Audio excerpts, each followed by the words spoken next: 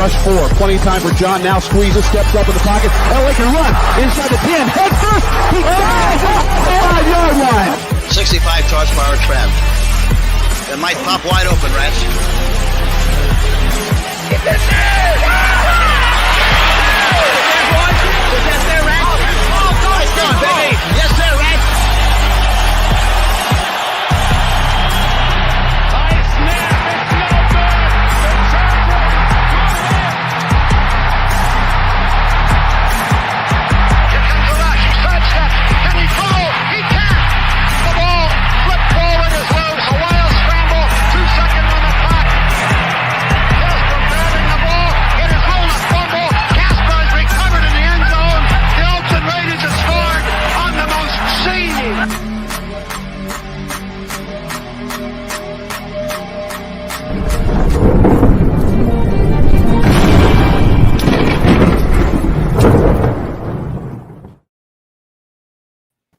Hello and happy Wednesday and welcome to the Wild Wild West podcast. That's the Fonz right there. And It is not the Fonz. Oh, it's close enough. It is. What is it? Cool Jesus or there? It's something Jesus. Bro Jesus. I don't know. Yeah, I'll look it up. I'll literally while you guys are doing this, I'll look it up. Perfect. So we're gonna kick off the Wild Wild West podcast tonight with all four joining in. Coach, good to see you again. Appreciate you. How's everybody going? How's everybody doing? So, as we are now back to full strength here on the Wild Wild West podcast, we have Alex to my right, Coach and Captain down just below here. Gentlemen, how are we all doing? Alex? I suppose fine. I watch Sunday, so we've gotten past that. We're at the midpoint of the week, so it's on to the next one. But it's on things could have been better. On to whoever the fuck we play next. It's on to whoever we play next. We're on to Cincinnati. There you go. Exactly. You did catch it, thank God. I was wondering. I say that all the time, so yeah. Perfect. And Coach, how are things with you?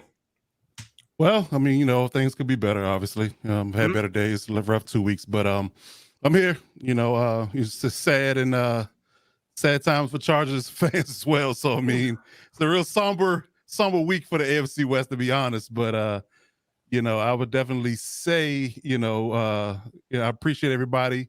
My compadres here for reaching out and, holding me down and, sending your thoughts and your prayers for during my time of grief, and as well as everybody that's reached out to me on social media. Bo Bros, all three of them were looking out and being very supportive.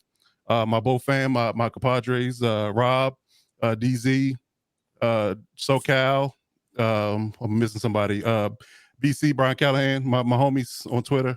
Appreciate everybody that's been looking out for me, DMing me, looking out for me, as well as everybody else in the AFC West, man, for this podcast, man. I appreciate everybody that's been definitely giving me my time, but being supportive and looking out for me and giving me your thoughts and prayers. So I appreciate everybody that's been looking out for me in my time of need. And so, man, we're here, though. So let's talk some football. Fantastic. It's Buddy Jesus. Buddy Jesus. It's not the fuck. We're going backwards. Okay. Hey. All right. Yeah, Hey. We're back. I had to catch Coach up. That's all. Okay. Yeah. Okay. All right. Perfect. So maybe we'll start with some of the recaps, everybody. Alex, how about we start with you? Yeah, I bet you would like that, wouldn't you? I very much would. Why? Well, because at the end of the day, what kept you guys in it to lose it was someone yapping. That's not true. You can hang that on that, but that is not accurate at all. So what? Bottom line, man. Let me put it black and white for you. If they just had a kicker, they win. Because they left 7 points off the scoreboard by just not making freaking kicks, and then do a fake field goal because they weren't confident in their kicker. So for as bad as they played, they still should have won the game. The Chris Jones thing at the end, like I tweeted at you, was, the cherry on top of everything. Was that a egregious enough action to warrant that call? Not in my opinion, but it is a very subjective thing that any ref can do. But that was not the sole reason they lost. That definitely put a damper on the whole narrative of the game. But, really they, in my opinion, I think played down to the Colts because they thought it was an easy win, and they just look like they do at least once every year, where they just don't look like the same Chiefs team that's, they just didn't seem like they had a clear game plan in place and were actively trying to execute it. It was like, we're KC, these are the Colts who haven't won a game yet. This should be easy. And it was very much a trap game, in my opinion. It's a trap. It's a trap. It's unfortunate because the defense actually played really well. Given, they held Jonathan Taylor down. They didn't give up a whole lot on rushing. It's sort of like the two Bengals games last year. It came down to just poor execution on the offense, pretty bad time of possession. And then it was like once they got into their, oh crap mindset, kind of stopped going away from the game plan and seemed to just, try to sling it around and kind of killed drives and got the defense back on the field. But, end of the day, the biggest component to them losing was special teams. They were the better team. But you didn't say it. That's what Ed was saying. But end of the day, the loss came down to special teams. They didn't have their kicker, missed those kicks, muffed a punt, very first drive. So Colts immediately got it in the red zone.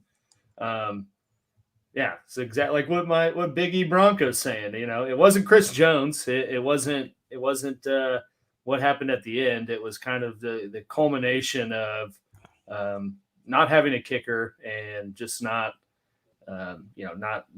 effectuating what they need to do on special teams. And that really hurt it at the end of the day. Well, I kind of agree that unless there's parameters given to players, and I don't know that there actually is at the NFL level in terms of what's truly accepted and what's not, I actually agree with what I heard. I think it's actually a Canadian broadcast, but nonetheless, after the game here on my side of the border. It was a good broadcast, eh? He's a former pro that's actually Canadian, that's moved back after his professional career. And he does the post-game recap for like the entire week at the end of Sunday Night Football. He had some really interesting things. He said, this is what we all need to understand, is that the refs hear all sorts of stuff. And to say that there is not colorful language used on a football field in a full contact sport like that is underselling what actually happens. And he says, so the one thing that you need to understand and realize is that the ref has been hearing jawing all game, because there's a lot of yapping on both sides of the, I don't care who you are. As a former offensive lineman, I can tell you that it happens pre-snap, during the snap, after the snap, every play you're out there. So, yeah, exactly. At small-time college football level, I can only imagine that it's more, in the professional sense. Listen, but, in my opinion, that's part of the game. Unless it's something totally outrageous, that's a component of the game. I felt like it had to be egregious because the little bit that they catch on camera, inadvertently, obviously, they don't want to catch any of it. Because even in the Chargers game, I saw a guy flip the double bird on camera. There's nothing they could do. Like the guy ran towards the sideline and he ran into the little fan section, and the guy was ready with the double bird right as soon as he hit. So the camera couldn't even do anything about it. But we're talking a small, minute bit of what they catch is being said. When I say as a former linebacker, what gets said in a game it would blow your mind. It stays on the field. Exactly. It would blow your mind about some things that get said.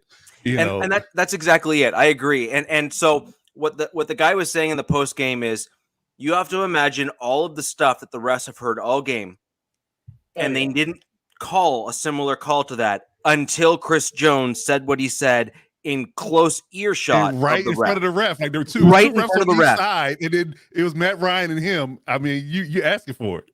He was asking right for in front it. of the ref. Chris Jones is a talker too. He likes to chirp it up. but in my opinion, I mean, I understand throwing the flag, like when you hit someone, stand over them, stuff like that. But like, to me, especially being someone who played football, two players jarring for a second as they're both walking separate ways, is not rises to the level of that type of penalty. Especially, that all depends. If Matt Ryan was being chirpy but at least respectful, feels like Phillip Rivers like Phillip Rivers saying, "Hey, dude, gee golly willikers, man." Gee golly willikers. I can see golly willikers. I can too. Yeah, I'm sure he used it. So I mean, basically, if you have Phillip Rivers giving you the "Leave It to Beaver" insults, and then you have Chris Jones that is going potentially down to the gutter, the ref is going to look at those two things and say they're not on even playing fields, and you have no idea what Jones actually said. No. Neither do I, but what I love to know. Honestly, I really want to know what he said. I do. Well, there's an internet meme after the Raiders 49ers game with Garoppolo coming off the field, and there is only a handful of things that he could have said after the play call didn't end up well. None of them are particularly kind towards the head coach. Mm. So who's also the play caller. So I think that's really interesting. My point is all sorts of stuff is said on a football field, and the ref was right there and heard every word that both of them said to each other. Ryan did not have an offsetting penalty, and there's no way that the ref did not hear what Ryan said if he heard what Jones said. Fair. So I mean, as far as I'm concerned, that is exactly what it is. And so you have to imagine that Chris Jones may have taken it to, perhaps a level that was inappropriate for the football field. And let's be honest here. The Chiefs didn't play to the normal caliber level that they normally play against most teams. Offensively, they didn't look good. They'll just be honest with you. They didn't look good. They literally should have won the game about these 14 to 17 points. They just didn't look good throughout the game. I mean, yes, Amendola's, cost you the game with his kicking, but it shouldn't have came to that. Honest and true. How porous the Colts have been playing the first 2 weeks, this should have been a walk-off. The line was ridiculous in the game when it started. And they end up coming down to they outperformed the Colts in offensive, in pretty much all offensive stat categories. It's so I mean, for as bad as they looked, they were still better offensively. True. That's why I kind of hang my hat on the kicking woes with it, because like they went for a fake field goal on like 4th and 6 or something stupid after the kicker missed a PAT. And if you have your everyday kicker in there, you don't make a choice like that. So you walk away from that scenario alone with 3 points. You have your 7 from a touchdown, and who knows if you don't have to plan around stuff like that, that changes the whole scheme of the game. But I mean, they definitely didn't look like the Chiefs. They haven't looked like the offensive juggernaut that was week 1.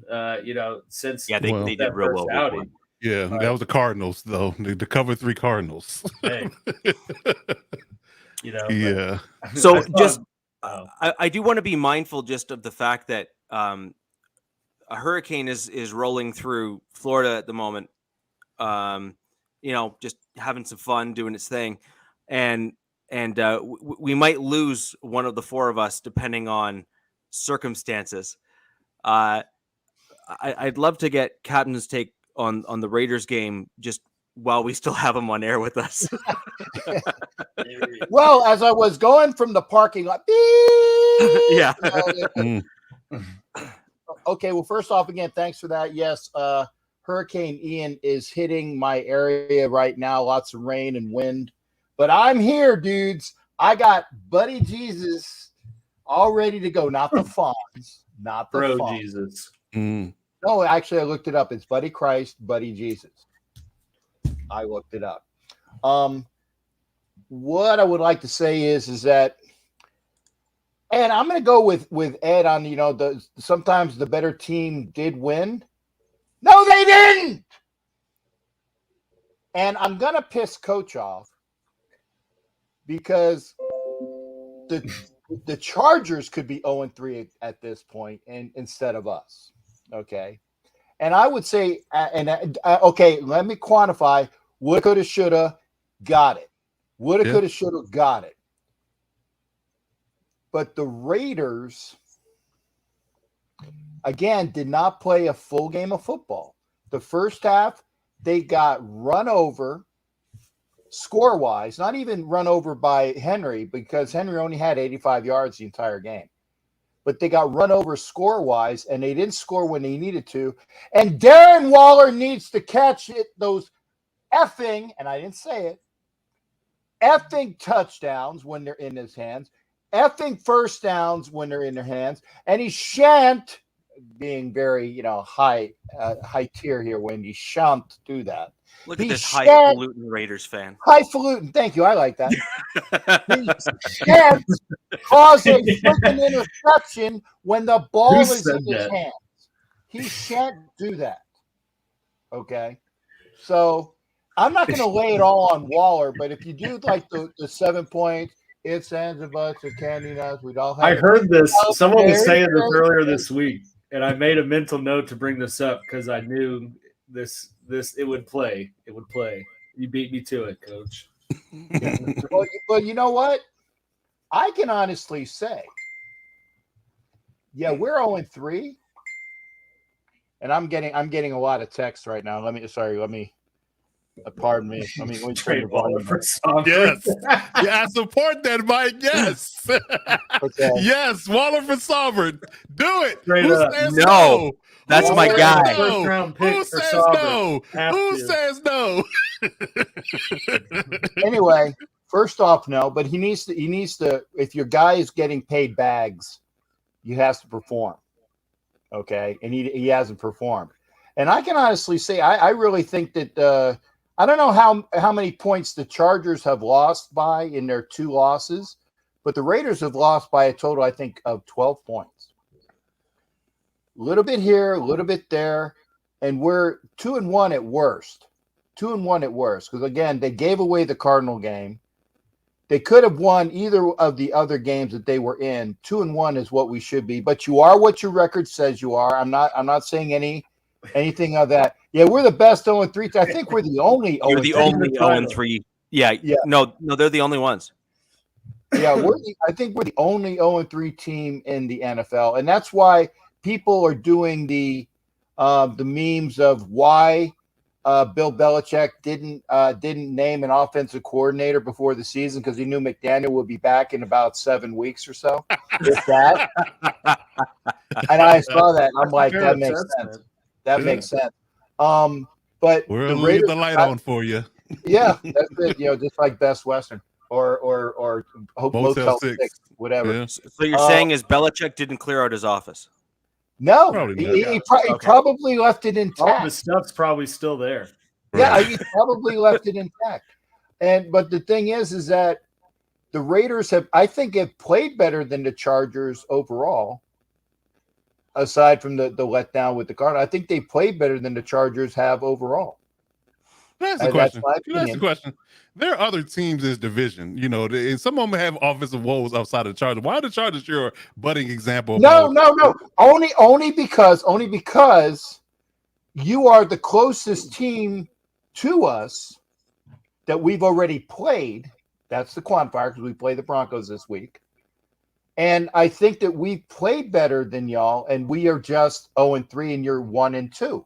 That's the Coach. I love you, brother. I wasn't just directed at you because I missed you last week, and I needed to pile on zings. That's not it, brother. That's not it. I think that you might think it is, but it is not. I just think that the Raiders are better than their record, but they're 0-3. If they go 0-4,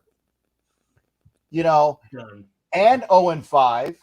Hit the pitchfork. That bye week is looking like a very opportune time for somebody to be shit canned But the only thing is once you do that, I love that saying, by the way. I love that saying, by the way. That makes me laugh. What, shit can? Yes, that's hilarious to me. But it's if the team, and there's conjecture that McDaniels doesn't have the locker room, and it's surprising, but that's what it is. They had a meeting between McDaniels and Mark Davis, and Mark Davis was not going over what are the specials at PF Chang's and Hooters that week. Okay, that was not what was on the agenda. So what's going on? I don't know. I know Bishop is saying that it's around Vegas that he loses this week or next week. He's gone. So we'll see.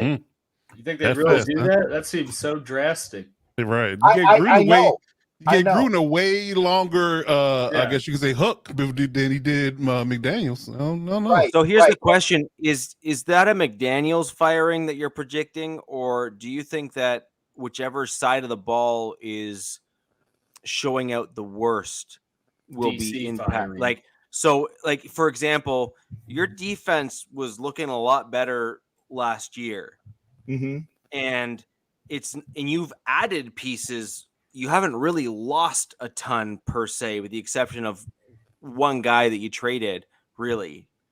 So that one guy though is a vital cog when you throw Ngakwe's number against what Chandler Jones is, because he's still on a milk carton. He's still on a milk carton because we have yet to see Chandler Jones show up. Yeah, because he's a fraud. You go after him for some. But that's exactly my point. That's exactly my point, Captain. Is when I look at the Raiders and what you guys look at. Y'all wrong, Mundungus. It's why then the tick ALL. Dude, if you're gonna be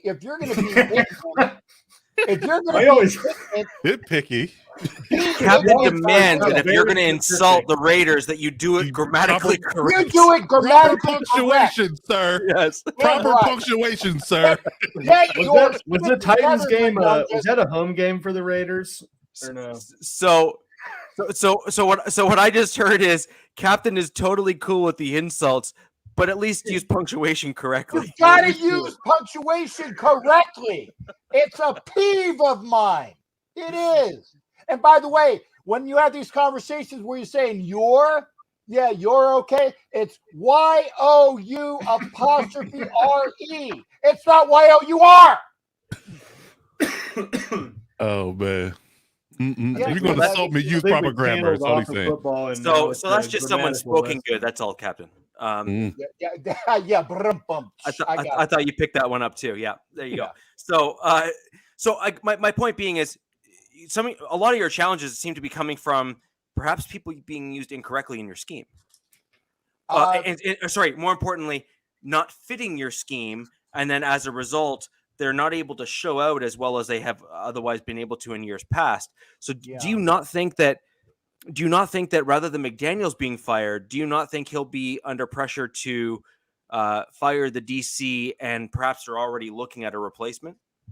I'm not sure. I'm just, like I said, I've honestly, and I'm not going to use this as an excuse, but between going to games and going to work and going to games and going to work and to travel, and with the hurricane actually gave me kind of a bit of a respite this week because I got sent home to do work that I normally don't do on a computer. There you go, Mundungus. Y'all, get that crap right. Yeah. Hey, Buddy Jesus has got you, man. Victory for the Raiders. We got him. But the thing is that I don't know if what's going on. Like I said, the conjecture is that obviously Mark is pissed. We have a better team than 0-3, and Gruden was 0-3 and turned it around, but Gruden didn't have a playoff team when we came into Oakland. Okay. And yes, I looked up the stats. I know that, Bill Belichick was horrible in his first stint with the Browns, and then got the Jets job for about 15 minutes, and then went on to New England. But no, he just had a cup of coffee in New York on his way to Boston there, right? That's what I said. He had it for about 50. Actually, technically, it was one day. Yeah. He was given the Jets job for one day, and then they had a press conference the next day and said, no.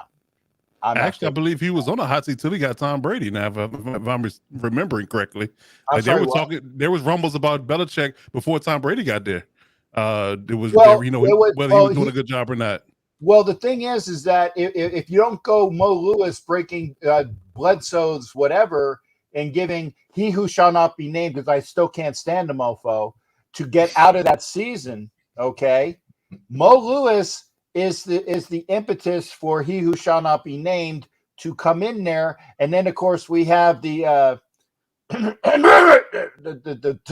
rule job, the tough. Oh, now I get it. Now, like, why you got a problem with him? But now I understand. Yeah, why do I have a problem with him? We don't have enough time on this program. But I will do the quick version. When he goes to the podium after that game with a smile on his face and lies his ass off, saying, and then I can't even say it because I have to keep a smile on his face. I knew it was an incomplete pass. Yes, I knew. He was lying his ass off. Oh, I was going to call that the Botox smile. Yeah. Either one works. If you would have went to the podium and just even kind of deflected the question, deferred and didn't say, I know we got one over on him. I lost respect from him the day of the game after that press conference. I said, this is going to be the bane. I didn't say it. No, I love the antics though. That was hilarious. Yeah. I've hated him ever since. I've hated him ever since because he lied his ass off on a press conference. There's a whole 30 for 30 on that game. He tweeted or put on Instagram. I think he actually admitted that he did. He said it might have been a fumble. Yeah, I remember that. Yeah, I know. 7 rings later. Right. Yeah. Now that I have a few to spare, I can make a comment like that so that no one's going to question me, right? Yeah. Coach, over to you, and I'll cover the Broncos last here. Obviously, a disappointing game for the Chargers, to be kind. Jacksonville's good. What were your thoughts? Well, I mean, honestly, Alex, now you say that, I'm actually giving Jacksonville a lot of respect. They're definitely playing good football right now. I give Doug Peterson a lot of credit too. They're not the same pushover team that you expect in the last 3 or 4 years. In all honesty, their defense is better than I thought. I give credit to that. Their front seven is really good. Devin Lloyd, ladies and gentlemen, is a freaking animal. Yeah. Okay. It's unfair that they got him with Walker. So you did say animal, right? Right. Huh? You did say manimal, right? He's beast. A mammal. He's a beast. Listen, they got to steal like him and Trayvon Walker on the same team, the same draft. With Josh Allen, right. That's a steal. That's a steal. So I give credit to Jacksonville, but the Chargers played an uninspiring game. In all honesty, I think they were kind of on nervous pins and needles because they just didn't know what to think about Justin's injury. I mean, he was widely speculated that Chase Daniels was going to start the game even up to pregame. So, and I'll be honest with you, if I'm playing or a fan, an analyst, anybody that supports the Chargers, when Chase Daniels is starter, I would be nervous too. So I think they kind of went into that game with a nervous sense that they were going to have to play a different style of football and have to win ugly with Chase Daniels being a starter. And then lo and behold, a few minutes before kickoff, Justin's throwing on the sideline, he's ready to go. So, just to have to pivot your mindset when you figure, the uncertainty all week with Chase being the starter, air quote, and not sure if Justin can play or not. Corey Linsley being out, that was a big part of it from a line perspective. And the biggest, most glaring thing that people aren't really focusing on, and something I want to bring up, is the fact that Justin misses Keenan Allen. And he misses Keenan Allen. He really does. It shows. Now, I'm not going to let Joe Lombardi off the hook about not running the ball. When you have 4 running backs on your freaking roster, like you went out and got an extra running back after the cut down for the express purpose of wanting to be fluid in the run game, and you haven't even tried, in a sense. So we got 5 and we only use them 2. Yeah, I'm like, why do you have Eckler been, man? Exactly. What he did last year, and then I'm fantasy owners are so pissed. I'm baffled. I really am. I mean, and I was actually fighting to get him in fantasy. And fantasy, and I can land him in any draft. And I'm like, I guess I'm okay.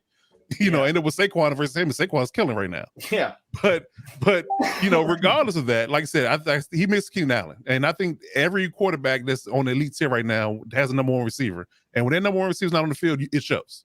And I think that's the biggest, most glaring thing, to not have that safety valve and a guy that can get open under any circumstance, practically against any corner.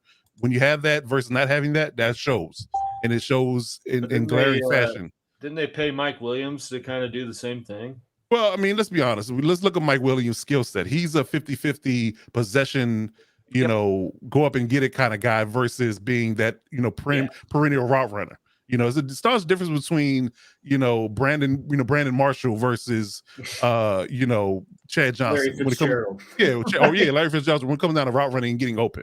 Yeah. You know, it's a stark difference. And I think that's a fair comparison. So Keenan Allen not being on the field is big. Not running the ball is even bigger than that. Now, and then losing Rashawn Slater midway through the game, that didn't help any matter.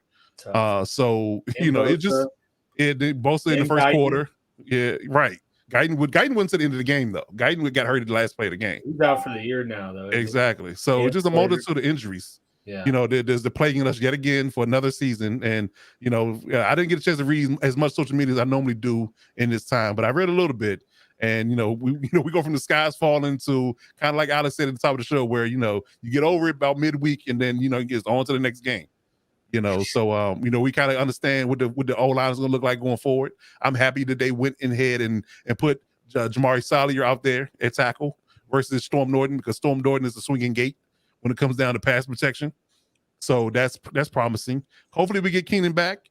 I'm still a little worried about Justin, because no matter what, you know, at this point it's going to be for him, it's going to be uncomfortable all season. And it's going to be a situation where he's going to be inaccurate in certain spaces, you know, because just the injury is unpredictable. Like one play, I've heard several quarterbacks say they had it. Yeah, the injury in the past. Hasselbeck talked about it. Yeah, and, I heard him. It was the biggest regret of his talked career. about it too, because he had it in Dallas. Matt Hasselbeck specifically said it was the biggest regret of my career to take the shot and keep playing than to get out. And I was like, dang, that's right.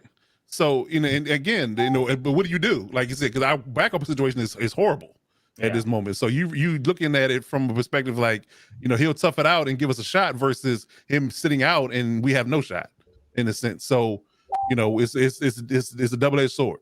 You know, you run the risk either way of cutting yourself. So I guess you can say, you know, from a large space, you know, it's going to be one play he could be inaccurate, one play he could be on the money. Like that frozen rope he threw to Guyton down the middle of the field towards the end of the game was amazing, being that he has that type of injury. You know, contorting his body. You know, because sometimes injury hurts you in a play, and sometimes it's fine. So you know, you just kind of manage it. So hopefully that with this shifting around the O-line and Lindsey coming back, hopefully we can finally get back to maybe running the ball and become a more balanced offense that will take the pressure off Herbert and having him have to throw the ball 40, 50 times a game. And that will lean to a better balanced offense and more points on the board. So that subsequently will leave our offense on the field, defense on that play as many snaps, because the time of possession for this game was almost 2-1. In the sense, Jags had the ball, I want to say, at one point they had like 39 minutes. We had like 15. It was insane, the time of possession. Yeah, it was ridiculous. It blows my mind too that the Chargers only ran the ball. You know, I obviously get some of the way the game plays out indicates, you know, how many times you have to run and pass, but like for going into a game with your star QB somewhat injured, I would have anticipated they would start off just that's what I thought, ramming it down their throats, and only ran it 12 times the whole game. The whole game. Like I don't even care, because they say, well, you know, you want to outsmart the defensive coordinator stance. He probably knows that what your game plan is going to be, so he's going to gear for that. I don't care. Go out there and just man on man, and let's do it. Because again, you don't want to have Justin throw the ball at a high clip. Yeah, right. And then like at least wear him out. Exactly. Then you get them to play the run, and you open up stuff more. Exactly. Like, but you call a play action pass. Call a play action pass the first snap of the game. I'm like, there was no run to set that up. Like you run to set up the play action pass. Yeah. You don't call the play action pass thinking that you're gonna, you know, get a free open man first possession. It was bad. It was nerve wracking. So you know. But overall, man, I just hope that this is a wake up call for the coaching staff and the players to realize that, you know, you got to win any way you can, you know, and you know, getting people healthy is probably that we can get healthy at this point. It's going to be the biggest thing, and getting pressure. Because to be honest with you, and this is me being honest and critical, outside of game 1, I haven't seen Khalil Mack either. So that's another problem that we have too. For him not to be as effective as he was game 1 to game 2 and 3. Mack had a couple plays in the early mid part of that game. Yeah, but he was quite solid in the Chiefs game. Though. He was, exactly, no sacks. So he had 3.5. He had 3.5 in the first game. And he had 4.5, and he has 4.5 now. So, that kind of gives you the idea where he's at. So I feel like Jacksonville kind of played it similar to KC and like very quick. Yes, like getting the ball. Like there wasn't a whole lot of deep progressions, at least early on. Right. To negate the fact that Bosa and Mack are on the edges there. Yeah, and I'm very critical with the defensive coordinator and Stanley we're doing defensively against the Jaguars, especially because I understand J.C. Jackson was out, but they were giving the receivers for Jacksonville a lot of respect. They were playing off coverage a lot, which allowed for them to check the quick passes, quick speed outs, quick hitches, and things of that nature, getting the ball out. So you can't have a crazy because it's not like Jacksonville has a Tyreek Hill or someone. Exactly. So why were you giving them that much respect? I just didn't get it. And we were misaligned a few times, like that one big run that what's the guy's name? James Robinson had. We were completely misaligned. Third and 3, we were completely misaligned on the strong side, and they got a first down where we could have stopped them. And I'm like, they're lining up in the pass rush set when they could literally run the ball. It's only 3 yards. I mean, it's not unheard of that you could run the ball on 3rd and 3. So why were you completely and utterly misaligned on that play? So 3rd and 3 is a running play. Exactly. Yeah. Exactly. Yeah. So why are you completely misaligned on the front? You have an overload weak versus overload strong, and they literally ran it. You saw Trevor Lawrence check the inside zone, and they ran the ball for 5 yards. So that's Robinson's a beast, though. Real glad I drafted that dude in the 10th round. 10th round. You still, that's a steal. Yeah. So overall, I think bad play calling, uncertainty of the quarterback position. Just total, complete, utter bad execution and leaving your defense. I don't care how good your defense is. You leave them on the field too long, they're going to give up points. So that's what happened. Well, and especially if the other team is in fact running the ball and wearing down some of the interior defensive linemen and stuff, because you have to look at how the other team is playing against you as well. So if you're not holding up as well as against the run, then another option for you is to try to run the ball yourself to draw out those offensive plays to keep the other offense off the team and give those defensive linemen some needed rest, actually, in that case, in order to recoup and recover, because, it's a long game and it's a long season. So you want to make sure that those guys, remain healthy and whatnot there. Speaking of which, I think that's a perfect segue for the Chargers here in particular, because sadly it's kind of a self-fulfilling prophecy in some respects for the Chargers over the years. You again had injuries plague you guys from this game, and I think it would be a mistake to not bring them up in the fact that Bosa found the bench again for I don't know how many seasons in a row, which should literally shock nobody. And you also had Rashawn Slater, who, if I saw the news correctly, I did tweet back. I think it was his father actually that tweeted out that I responded to. And by the way, he actually did like my tweet as a Broncos fan, because despite the fact that I am a Broncos fan, I actually wanted the Broncos to draft him in the draft. And so I actually think I think Rashawn Slater, I think very, very highly of him. He is that guy in the NFL. And yes. He is that guy. Perennial All-Pro in the making. Yeah. No, like he is up there. No, yeah, he's he is. I'm sorry. I don't care. He is that good. Okay. Oh yeah. Right. No, I do. Imagine if the Raiders actually got a tackle that draft. Oh yeah, never mind. Yeah. Oh, you got a tackle. How's he doing? Again, imagine if. Oh. He turned him to a guard. And now it's a bear. A tackle turned into a guard that turned into a bear. A bear. Yeah, there you go. and is out with a non-football related injury. I don't know. Maybe he got a case of the clap. I'm just saying. Wow. Well, if it's in Chicago, it might have got shot. I'm just saying. See, I just had venereal disease, man. I wasn't even going. Hey, I lived in Chicago for a year. You hear that. I was going to say that's a low blow, but it's also not necessarily. I went to a White Sox untruthful. game, and in the 9 innings I was there, heard several rings of gunshots right around it. And people were like, "Don't go down this way." I was like, "Okay." Remember Captain Jack, Great Lakes Naval Hospital born. Okay. Great Lakes Naval Hospital born. Fun fact of the day, huh? Fun facts of the day. So I got you beat by at least 20 something years. Oh, yeah. Maybe 30, maybe 40. I don't know how old you are. Who you talking to? You schmuck. You're the youngest of the group. Yeah. So with that in mind, guys, I do want to jump into the Broncos game because we have a whole week to cover in the upcoming games.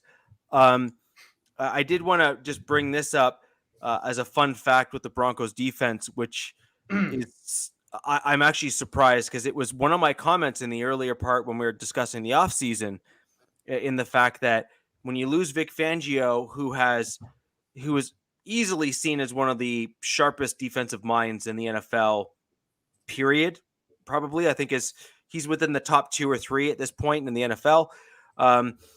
You expect that there would be a potential dip in defensive production when you lose someone like that. And instead, the Broncos have seemingly actually gotten better on the defensive side of the ball, which I don't think any Broncos fan, if you're being honest, expected. We were hoping we could maintain, I think is where, generally speaking, Broncos country was at. But we got better. I mean, we've averaged 12 points a game for our opponents, which is spectacular for any defense. I don't care who you are. And some of the offseason acquisitions have really turned out and helped in some of the key moments. And we are seeing with Evero, our defensive coordinator, a very similar feel to Fangio, which is we can allow a few plays to happen here and there, but we're not allowing you to put points on the board. That's kind of the mindset and the mantra. But even that, we've seen much better pressure from our DBs and much better interior pressure from our interior defensive linemen. Only a select few of them, though. There have been others that have kind of fallen by the wayside. But generally speaking, our defense has really done much, much better overall. That brings me to the Niners game.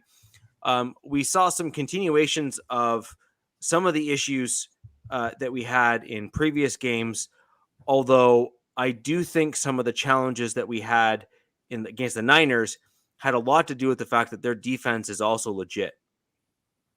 Yeah. They are no slouch. They are that good.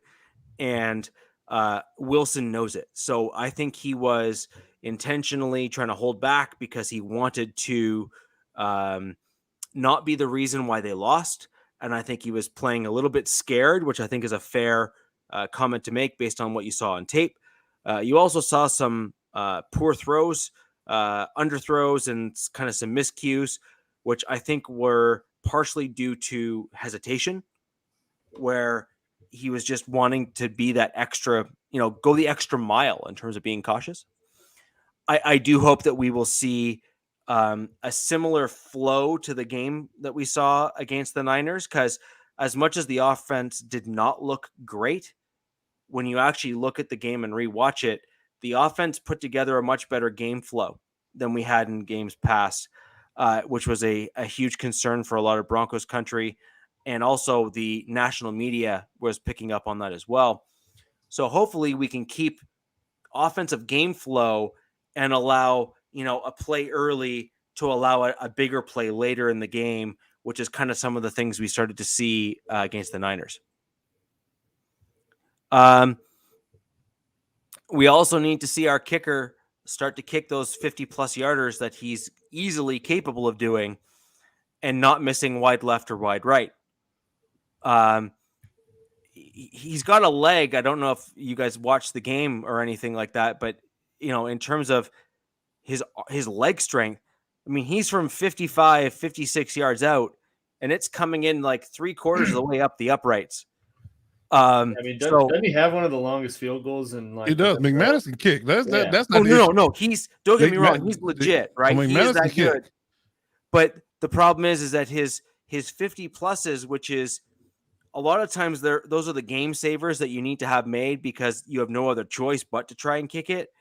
You really do need those accuracy levels to go up, especially at Mile High where the air is thinner. So you're going to have more opportunity to kick longer field goals and likely make them. So he needs to improve on that. It's a fact. So generally speaking, I felt in the Niners, we underutilized our tight ends. We were trying to leverage them more in blocking, and then we didn't allow them to break away for long passes. Saubert sadly did not have his second touchdown of the year. You didn't get a second jersey, like a home and away? No. Look, Saubert did his thing and proved me right. That's all that matters. And we will continue to see Saubert show out, I think, the rest of the year. I actually sadly think that, Captain, that against the Raiders, I think is going to be another game where you're going to have I think you're going to have another few Saubert sightings in terms of on the offensive side of the ball. Yeah, but I don't know you a friggin' jersey. Alex does. Yeah, I know. I was going to suggest a bet. If Saubert outperforms Waller, you gotta give Richie something. No, I ain't taking that bet because he'd win that the way the schmuck's been playing the last. Whoa. You got no faith in your squad? Not hear the lead to my show? Friggin' Buddy Jesus on that one, man. True. Actually, Moreau has been playing better than Waller the last several games. And Moreau is a much better comp in terms of comparable to Saubert. Yes. I've come on your show and said that more than once. Yeah. I've seen who's better though, Saubert or Moreau? On my show, hint. Yeah, although no, you guys have been in the comment section. I will give you that. Yeah, I will give you that. You have been in the comment section. But Coach came on. Coach came on after the game and had such a wonderful piece. So I guess I'm just cracking on the schmuck who's young and it's like yeah, there you go. Make sure you point right there. Yeah, there you go. That guy. That guy. Yeah. It's almost like y'all touching fingers. It's funny. It's like that one painting. Yeah. Rich and lazy, huh, Mike? Why don't you invite me? Oh. I did. Oh, here. You want an invitation? Oh, no. I would like a formal cap invitation. So let's see it. So I'm gonna do this straight. I'm not gonna do it nastily. Sir, would it be possible for you to grace the presence of my show sometime? I'm even doing it in a snarly French accent to get the full benefit of how smarmy I can be. So I felt in your general direction if you don't come on my show. Well, at least you didn't insult, because part of that quote for those who are not familiar with the latter part of what that came from, that was Monty Python. My favorite movie, actually, The Holy Grail. So I threw it. The last part of that is, was it your mother was a hamster and your father smelt of elderberries? Elderberries. Yeah, go. That's right. Now go away before I taunt you a second time. And I can actually do the French accent. I'm just opting not to because, well, it was already done once, and then that's just copying, and that's just not cool. But right. So I really think that the Broncos game was a really interesting one. Carolyn, how are you? I really think that the Broncos game was an interesting one because we saw improvements in some respects, and we saw some continued woes on others. But I think by and large, what you're seeing from the Broncos overall, and this is going to get scary if it continues on an upward trajectory like this, is you're seeing slowly but surely the issues that plagued us in the very early part of the season get corrected. One issue at a time, at least what it looks like. Down. That's for sure. Pardon me? I said the penalties are going down each week, it feels like. Look, it's really hard to beat 13 or 14 in one game. Like that's a bar that might just be too high, except for the Cowboys to beat. I still like that the Kansas City Royals and Seattle Mariners final score on the same night was higher than the Broncos and Niners game. Yeah, Matthew, the short answer to that is just no. That would be harsh and outrageous for a head coach to be fired after 4 weeks in the season. I don't think it makes sense. Now, there may be some hot seats or even exoduses on the coaching staff, depending on what that game looks like, because the Raiders would have then played, I think, the entire division. No, or they haven't played KC yet. Right? No, they not KC yet. Chargers. Nope. So coming up though after next week. So I think at the end of the day, when you look at the Raiders, they would have played two out of the three opponents, and they would have lost to both. And depending on how they look, I actually think that someone from the coaching staff, in terms of the side of the ball that doesn't look the best, could be fired DC. or could be let go. Probably the DC as an attempt to try to correct the season.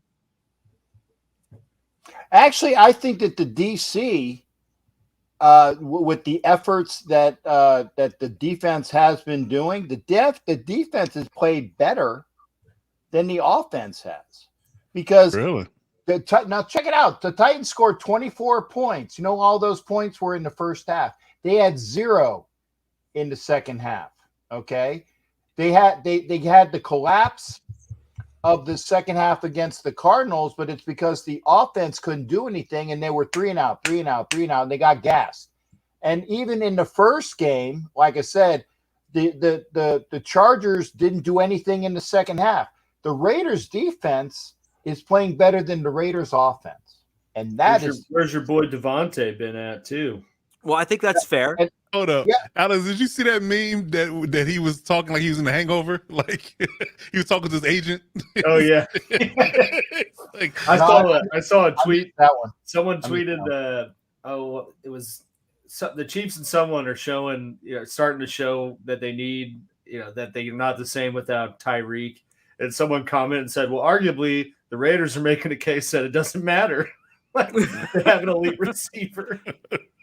Well, but I think that closed the card. Overall, I think that despite the fact that the Broncos were the only team out of the division to win last week, I still think that the Broncos have a long way to go in order for us to truly be seen as that upper echelon competitor. But I am hopeful because I've seen small stepping stones of improvement and corrections on the mistakes that we've seen each and every week thus far. And frankly, given the fact that you're going through a career quarterback for 10 years in a single place he's not necessarily a Peyton Manning who comes with a system that you basically need to just kind of hand the reins over to. Russell Wilson is a guy that you kind of mold into fitting a similar system, and it's a matter of figuring out the ebbs and the flows. And I think that's what we're seeing now on the offensive side with Denver. And I think eventually Hackett and Wilson will quickly get into shorthands, and we'll start seeing some improvements on the offensive side. yeah, because you got to roll out more than 10 points, and if you want to compete in this division, let's be all being honest about ourselves. Because y'all are really one footstep on the line from Garoppolo of losing that game. Yeah, that's the real MVP with the safety pick six. With the new Orlovsky, that was Mike Purcell. I don't know if anyone knew that the D lineman with kind of the Samoan kind of hair there, with the long kind of curlyish hair. That's Mike Purcell. Yours is straight though, right? But hey, I got naturally curly hair, just like Frida in oh Peanut. boy, I used to have a flow like that too, Cap. Yeah, yeah. I actually did that. So, just with regards to this question here, Broncos country existed long before Wilson ever came here. Wilson's thing was this whole "let's ride" business. That was his little, claim to fame when he came to Denver, and he kind of added that catchphrase. But no, Broncos country well predates Wilson. Frankly, it well predates Wilson ever even coming into the NFL. Are you sure? I'm sure. I was actually genuinely curious as well. I think he just kind of is more abrasive about it, so it seems like it's his. Let's ride. So let me ask you this question, Rich, real quick. Do you think that that Hackett hiring a game management coordinator after week 1 was they were highly critical of him doing that? After week 2. After week 2. Do you think? I thought he was because he was there for the week 3 game. So do you think that particular addition was a cry for help, or was it a smart move? I would much rather have a head coach recognize where he feels he's stretched too thin, and when he's learning the ebbs and flows of a head coaching role, recognizing where he needs some assistance in the short term up front, I think is a sign of a good leader, in my opinion. Okay. So if you're coming into a role, for example, I come from big business. I work at a pretty large organization, and I come from really big businesses here, including like IBM and other places like that.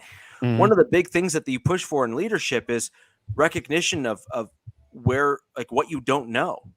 Mm-hmm. And one of the things that I think that Hackett has recognized is that I've never been a head coach before. And as a result, I'm still figuring out the nuances of the additional responsibilities of the head coaching role. And That's fair. And I think I look, if he continues to have the gentleman that they brought in for like 2, 3, 4 years, my comment changes. At some point, you have to learn the role and then adapt to it, right? Mm-hmm. But if you have a guy here for, say, the remainder of the 22 season, and then you are off to the races on your own after doing well, I just think that that's a leader recognizing his initial weaknesses, addressing them quickly. Again, in 2 weeks, recognizing that, bringing someone in, that's someone making decisive decisions. And if he can then move on from that and continue to grow, more power to you. Recognize your weaknesses, fix them before they actually turn into being detrimental situations for the team. Yeah, because some coaches, especially play calling coaches, never fire their or do away with their game management coordinator because it's just too much to do in one sitting. So I was just curious because a critic made a comment about the fact that he should have had that in place already because it's not like he's coming into the NFL for the first time, so he knows what coaches have on their staff. So he should have hired the staff fully before he even got to the point of calling a real live game. So I was just curious about what you thought about that. No, I see that I disagree with. Because one thing that he would not know is just how much of his time would be taken up in game with other responsibilities. Yeah, because they were comparing LaFleur. LaFleur is a play caller. So they was comparing LaFleur's system versus his and where he came from. So they were saying, well, if LaFleur has it, why didn't you have it? So they were just being critical of that. So that's why I thought I'd bring it up. Yeah, and Hackett probably felt that he had learned enough from LaFleur to understand that, or to think that he was potentially capable of balancing that role. Mm-hmm. And again, I think it's a sign of a good leader to make a very quick pivot in like 2 weeks. And making a call like that in 2 weeks is no small thing. So good for him. And you saw an immediate return on that pivot in our game 3 game when you saw a kind of a flow throughout the game for the first time for the Denver Broncos. So as far as I'm concerned, I think that's a leader doing what good leaders do. Fair enough. And now my opinion changes, as I mentioned earlier. As the time goes on. If this doesn't change come next season and the season after, then I start saying, dude, kick the training wheels off and you're either a head coach or you're not, right? Right. What are we doing here? Yeah. Yeah. So, and then, obviously the other thing I just want to comment in that game is the Broncos absolutely made the right call by changing our punter, Corliss Waitman. He showed out in preseason and in this last game when I think he punted like 11 times or 10 times or something to that effect. And it was the battle of the punters. And if I'm not mistaken, Corliss pinned the Niners inside the 15, I think, on every punt. Yeah, no, he definitely did some damage. Boom. Yeah, and if he can keep that kind of trajectory up, I'd be very curious to see if that really ought to be Pro Bowl, in my opinion. If you can, Was start that a putting pun you just slid in there though about keeping the trajectory up, or was that just straight? Oh no, that was a pun. I'm glad you picked up on that. See, hey, I'm there with you, brother. I'm there. Arya, you had to ask. Yeah, I'm glad you picked up on that. It was subtle, but I just had to, slide it up in there. That's what she Tito, said. you're late. Oh, you goddamn cougar! Coach got it before I could say it. Get on you. Brr. It's not often I don't get a chance to say that's when she said it. He said it first. Oh, you got to be quicker than that. So No, ladies and that's what gentlemen, she we're said gonna- with you, Coach. That's what she said with you. Oh, good one. See, hey, there you go. Look, There you there go. you go. We're going to jump into our week 4 games, which are coming quick for us. And actually, if we're going to be honest, these will be game defining or even season defining, I think, for some of our teams. I think that for the Chargers, if they don't come out and show out this week and get out of a 1-2 hole and get themselves evened up or squared up at 2-2, I think that could put them in a real difficult spot for the season, starting off at that point, to make it to like even a postseason potential run. Obviously, the Raiders, they would have to beat the Broncos this week, I think, if they want even a chance, if we're going to be honest, to even sniff the postseason, even though the odds are already, given the fact they started 0-3, stacked, I think, in the 98th percentile or something like that of not making postseason. And I just think from a morale perspective, the Chiefs this week, they need to bounce back. They need to start putting together a better game plan this week so that they kind of look like week 1 as opposed to, a slow downward trajectory in terms of offensive struggles and stuff, what you guys saw in this last game, even though you guys probably would or should have really ought to have won that game. It's besides the point. Is it did not look like the same Chiefs. You were not as offensive dominating as you typically are. And frankly, most fans and most analysts expect the Chiefs to, have a dominating offense because you have Andy Reid. Yeah. Right? You have Andy Reid, and he's he's kind of like the Gandalf on the sideline there as it comes to the offensive side of the ball, right? Nice No, one, it looks nice like one. He's the Dumbledore. You're Well, right. no, actually, sorry. Let me rephrase that. He's Gandalf after about 4 or 5 all you can eat buffets. Gimli. And Just a little troll. but nonetheless, he is he is an exceptionally gifted offensive mind. So everyone's just simply expecting him to put up a potent offense because he's done that everywhere he's gone. Yeah, I'm glad you said that because Cap's beard reminds me of Gandalf's beard. That I've been wondering what his beard reminds me of. It's Gandalf's beard. That's it. Thank you, Rich. Appreciate you. I've been trying to figure that out for weeks. So like Gandalf's beard. That's what it is. Yes, indeed. So yes, okay, we're good now. We've now figured it all out, have we? Yes, we have. As long as he doesn't smell it. You just saw that commercial, that Allstate commercial. We got smells. Oh, he did it. Hey, Oh, it's gross. I like to smell my beard. Hey, after a good meal. I've seen the commercial. I haven't heard the dialogue, but I knew exactly where you go for it. It said, "At least he hasn't." And as soon as you said, "At least he hasn't," I was right there. Smell brother. my beard. Oh, I was right there. That's right. smell my beard at the mills. So, Alex, I'm going to kick it off with you first with our first 3-point stance video from the Locked On Bucs podcast. I'm going to go ahead and throw it up our 3-point stance guest here. We've already called him out on Twitter. I really want to thank him for jumping on, and for everyone involved. His son is going to be having surgery in the next week or so. If we can all keep his son in our thoughts and prayers. It is a leg injury, so it is something that is not seen as a major one. But everyone at Wild Wild West, please reach out to our next guest here from the Locked On Bucs podcast in James Yarko. I'm going to go ahead and throw up the 3-point stance on what the Bucs need to do to beat, Alex, your Kansas City.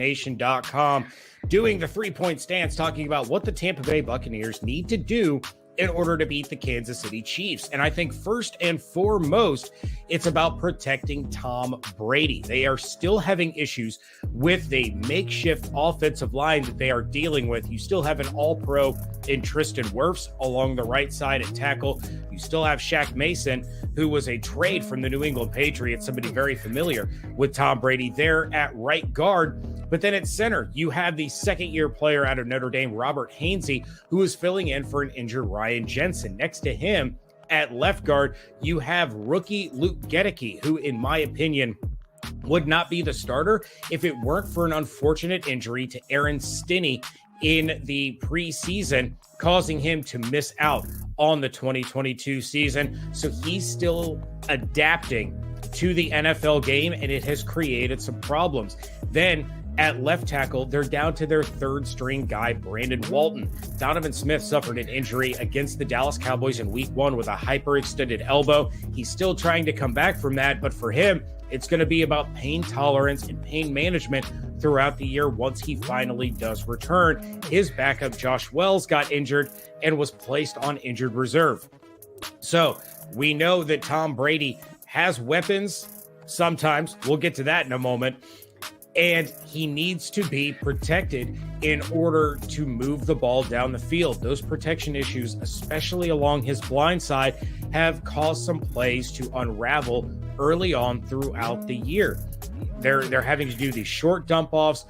Plays are not being sustained. He's getting pressure. He's getting sacked. And against the Kansas City Chiefs, it's going to be vital for Tom Brady to be protected in order to get the ball to some of those weapons. And that brings me to point number 2. This team needs to get healthy. You had Mike Evans serving a 1-game suspension for his altercation with Marshawn Lattimore in New Orleans in week 2. But Chris Godwin suffered a hamstring injury in week 1 against the Dallas Cowboys. Julio Jones has a partially torn PCL, according to Fox Sports' Jay Glazer.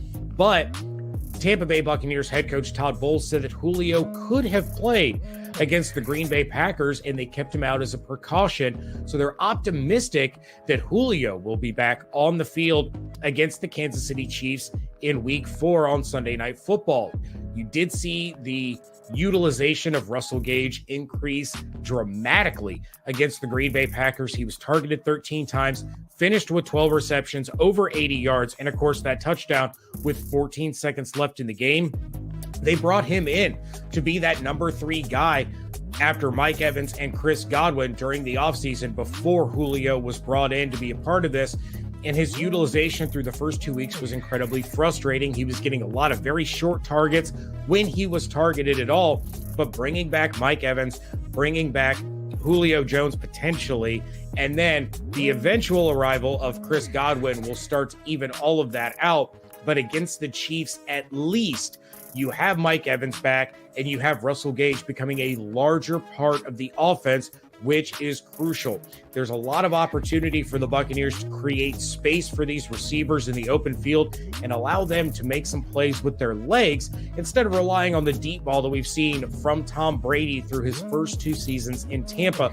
They like to take a lot of deep shots, but it hasn't been there due to protection issues and due to pass catchers being in and out of the lineup due to injury, or in Mike Evans' case, suspension. Finally, the third and most important point is bring the pressure. The Buccaneers are one of the best defenses in the NFL through 3 weeks in terms of points allowed per game. They are tied for number 1 in takeaways, including they are first in fumble recoveries. They are tied for 3rd in interceptions. And a lot of that is predicated on the pressure that they've been able to generate with their pass rushers. Vita Vea is going to continue to be an absolute force. He always is. But then you have rookie Logan Hall, who just notched his first sack of the season against Aaron Rodgers on Sunday in week 3. You have the edge presence of Shaq Barrett, a known commodity, and you're starting to see the emergence of Joe Tryon-Shoyinka, who has taken over that full-time starting role with the departure of Jason Pierre-Paul. On top of that, something that we saw plenty of in Super Bowl 55 is pressure coming from the inside linebackers, Devin White and Levante David. Todd Bowles is incredibly creative and incredibly intelligent in scheming these blitzes and disguising them to keep somebody like Patrick Mahomes guessing consistently. You also have 4 safeties in Antoine Winfield Jr., Mike Edwards, Logan Ryan, and Keanu Neal that can play in the slot, they can play deep, they can blitz, they can play in the box. There's a lot of ways that they can disguise what they're doing across the board with these defensive playmakers to keep the pressure on Patrick Mahomes. He doesn't have Tyreek Hill to just heave the ball to anymore, so the Bucs will have to key in on Travis Kelce, who Levante David did a phenomenal job locking up in Super Bowl 55. Look for that to be a key matchup throughout this game. Protect Brady, get those pass catchers back on the field, and keep the pressure on Patrick Mahomes all night long against the Kansas City Chiefs in Week 4 on Sunday Night.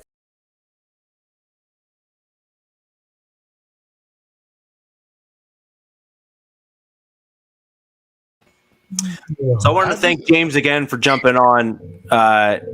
He really was a fantastic guest for us to have on here. Gave us some great information, insight, and frankly, as AFC West fans, we're just simply not going to have an insight into players, where they fit, how they're doing, that sort of thing. And that's why we bring on these great guests for the 3-point stance to talk about their teams and how they relate to our AFC West teams collectively. Alex, as I throw over to you, what were your thoughts on that 3-point stance? No, it was, he made some pretty solid points. I assumed a Tampa fan would harp on the Super Bowl, just because why not? Even though we're 2 years removed from that, and it's a totally different offensive line. But I do think that that's the biggest key. Well, really the biggest key in any playing the Chiefs or playing an opponent would be the amount of pressure you can get on the QB. I think that KC is going to be more successful than Tampa will be. That Tampa will be on getting constant pressure on Mahomes just because that comment deserves more airtime. A totally revamped offensive line. He talked about Vita Vea getting pressure, and how he did in the Super Bowl, but totally different center and arguably, top 2 center in the NFL right now. Totally different guards, totally different. Not really a sweater DZ, but whatever. The cardigan. Yeah. But, a lot of the players he was talking about outside of Mike Evans are all questionable right now. Logan Hall is questionable. Russell Gage was a limited participant in practice. There's a lot of unknown on who's going to be available for Tampa. Granted, you can't really count out Tom Brady because he's friggin' Tom Brady. And I feel like whatever team he's on, always seems to find a way to beat KC. But I just don't think you could really compare how the Super Bowl went to sort of the, being able to be as successful in terms of getting pressure. And then, I think it's similar to the Colts game. If they can come out and have good sustained drives and rely more on the run, as you saw them do in the first 2 weeks, and then absolutely went away in the third week. I think they'll have a pretty successful outing. It should be noted that the game might be in Minneapolis because of the pending doom that is hitting the Bay Area. So that could be a weird component to this. A Sunday night game in Minnesota. Yeah. Be How curious often to see. does that happen? Yeah, I don't know. I was going to ask about that because I knew that with the hurricane coming that they had to move it. I didn't realize they moved it to Minnesota. Well, that's just it was either them or New Orleans because they're the only two that are playing the London game, so they know for a fact. Because at first I was seeing it might be in Dallas and like somewhere way away from the storm, but Dallas has a home game, so I guess the only contingent plan was the two teams they know for a fact aren't using their stadiums. To me, I think New Orleans would have made more sense, but maybe they're getting a little hit with the storm too. No, not at all, not at all, man. It's us, Really? and then go out the East Coast and then hit South Carolina. Yeah, but It's going right up anyways, the coast, cutting across Florida and then going right up the coastline. Yep. Okay. I mean, I just I know why, I because I Midwest didn't want to have put the Colts give you together. guys. I didn't want to give the Buccaneers a home game because it would have been like a de facto home game for the Bucs if they had moved it to Nolens. But it was a home game for the Bucs, though, so you think it would have, you know what I mean? Like you think they would make it closer for their fans than anyone else. But no, they actually made it closer for y'all. Oh well, Chiefs fans travel pretty well regardless. But back to the game. I think going into it, back to the game. Fuck what he said. Also, Ed and Mike go Cardinals, just so you know. But I think that KC is going to be pretty successful at getting pressure on Brady.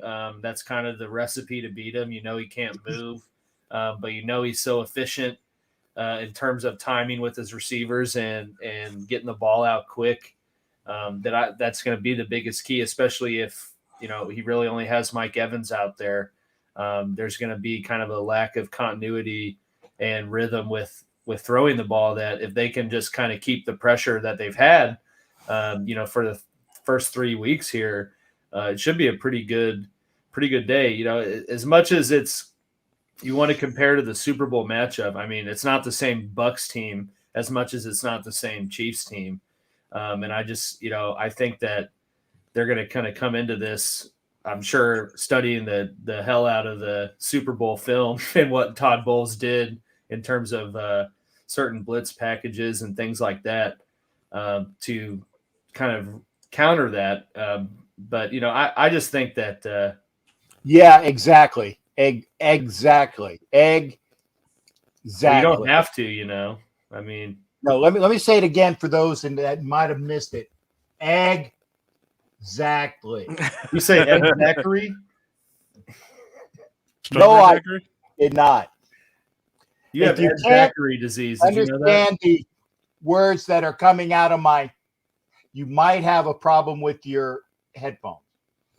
Yeah. Do you have Ed Zachary disease, though? Exactly, yeah. Where your face looks exactly like your ass? If I have this area of an ass, we got a problem, man. Yeah, you're right. You're absolutely right. You got way more problems than that. Yeah. It's the Texans. They were in Dallas. Yeah. You're welcome. Come on, Tito. Give them something that's worthwhile. But, I do think it's going to be a good game. I mean, you can't really count out, like I said, Tom Brady. There's going to be points on the board. But the way that the Chiefs defense has been playing, even against the Colts, and what a lackluster game that was, the defense really did play well. And outside of demands for firing Reed and Bieniemy, as Chiefs Twitter usually does in a loss, there was a lot of praise for how the defense played, and how they've been playing, for what a lot of people thought would be the weaker point of the team. So they've clearly, made that a focal point in the offseason to sort of revive the defense. And that's kind of seeing it come to fruition up to this point in terms of the pressure they've been getting and sort of just the way they've been able to hold some pretty good offensive weapons in check for not having a lot of money and big names invested into it. So, especially if Gage and Julio and some of these guys are limited or just not even 100%, I think that the Chiefs have a pretty good recipe here to have a pretty successful day. It's unfortunate that you can't really ever count out Tom Brady just because dude's for 20 plus years now always found a way to win games. But I just see the rosters not really matching up in terms of athleticism and things like that, especially considering sort of the injury bugs they've had on the offensive line, on top of the pretty key components that they lost through retirement are just leaving. I think that the Chiefs are just going to have, a pretty good chances of getting pretty constant pressure on Brady and sort of messing up the offensive flow. To me, the biggest thing is going to be if they can hold the run as well as they hold Jonathan Taylor and some of the other, and James Conner. And Fournette's not a bad running back by any means, but I feel like sometimes Tampa Bay, at least from games I've watched, have kind of gone in and out of being a running team and not being one. And I think if these players like Gage and Julio are out, you're going to see them run more, and that could be a problem if the defense is not stopping it as well as they were against a Jonathan Taylor. So, it's going to come down to who's available for Tampa, but in the long run, I think you see KC bounce back from a poor performance against inferior team, and I think you see a lot better offensive showing, and I think some of the kinks get worked out. And I predict it to be a KC win, but it's going to be a close one just because of who's on the other side of the ball. I always root for an atomic explosion. Yeah. When the Chiefs and the folk, actually that's the fake and the faux Pirates together are the folk Pirates. When they play, so maybe they can take out the stadium in Minnesota as well. So yeah, that would be it. Just saying. No, I think Alex, you brought up some interesting points there. We're kind of a little bit ways through the show. Anyone who is still with us, we really do appreciate you. We've got quite a lively chat going. Anyone who is watching us over on Twitter, if you can just go ahead and jump on over to either Facebook or YouTube. If you are leaving comments, we sadly can't see them. That's a Twitter problem, not an us problem. And for those of you who are on YouTube, we ask really nicely, kindly, if you will, that you go ahead and click that like button. It really does help with the YouTube algorithm and gets more in the chat that are just like you in terms of whether it be Raiders fans, Broncos fans, Chiefs fans, or Chargers fans. And just on a side note, all of us here have our own channels. Locked On Defense for Coach. MHRT Network is who I am affiliated with, and Captain Jack Rackham is there on YouTube. All of the links to channels, our channels, are below in the video description. We greatly appreciate it if you could jump over to each of them and like this video. Again, it really, really does help with the YouTube algorithm. YouTube looks for both likes and comments, and that's what elevates that into those kind of suggestions and stuff for other fans just like you. So, Alex, I think that was great. And frankly, that Bucs guy was fantastic. He really dropped some really, really great knowledge, gave some great information for all of our fans here. And frankly, it gives you a lot to think about. And the other thing is Vita Vea is just that good. Like he's a dog. Yeah, Dude was a running back in high school. Imagine that. That's not fair. It's not. Someone it's that not big fair. is that actually, in fact, one would argue that should be illegal. Yeah. Well, it is until high school. Most you can't be that. You can't be that size to play running back in boys club. That was always my problem. Oh, they actually have rules against that in high school? Yes, not in high school. Boys club. Middle school. Up to middle school, yeah. Up to middle school, yep. Yeah, it was a weight. So what's the size and weight limit? I don't know. It varies per area, but it generally, like, you got to be less than 200 pounds, I think. in order to play a skill position in before high school. I think that's the rule. I think you have to be below 200 pounds. Yeah, I don't know. It's around I there. was not at Oh, it. so Okoye or Henry, that doesn't matter. That those boys were big as well. So you have a kid like Christian Okoye, it wouldn't matter to him. And yes, I actually remember him, Alex. Just to make sure you do. Nightmare. There you That's go. cool. There you go. Well, the question is what weight were they in grade school? Right, that's the thing. They could have, because I don't think Vita Vea was that size when he was in. If he was in middle school, my God! But I don't think he was that some of size. these dudes, they go to college and they kind of make efforts to really put weight on him. Right, right. So like he could have very well gone to. I think he's from Washington. Didn't he go to Washington? I think he could have gone in there weighing 250, and they're like, And it came out 330. 330. You're right. 7 times a day. There you go. 5,000 calorie a day diet. My mom confirming. I was always There you go. Hi, Mrs. Gibbons.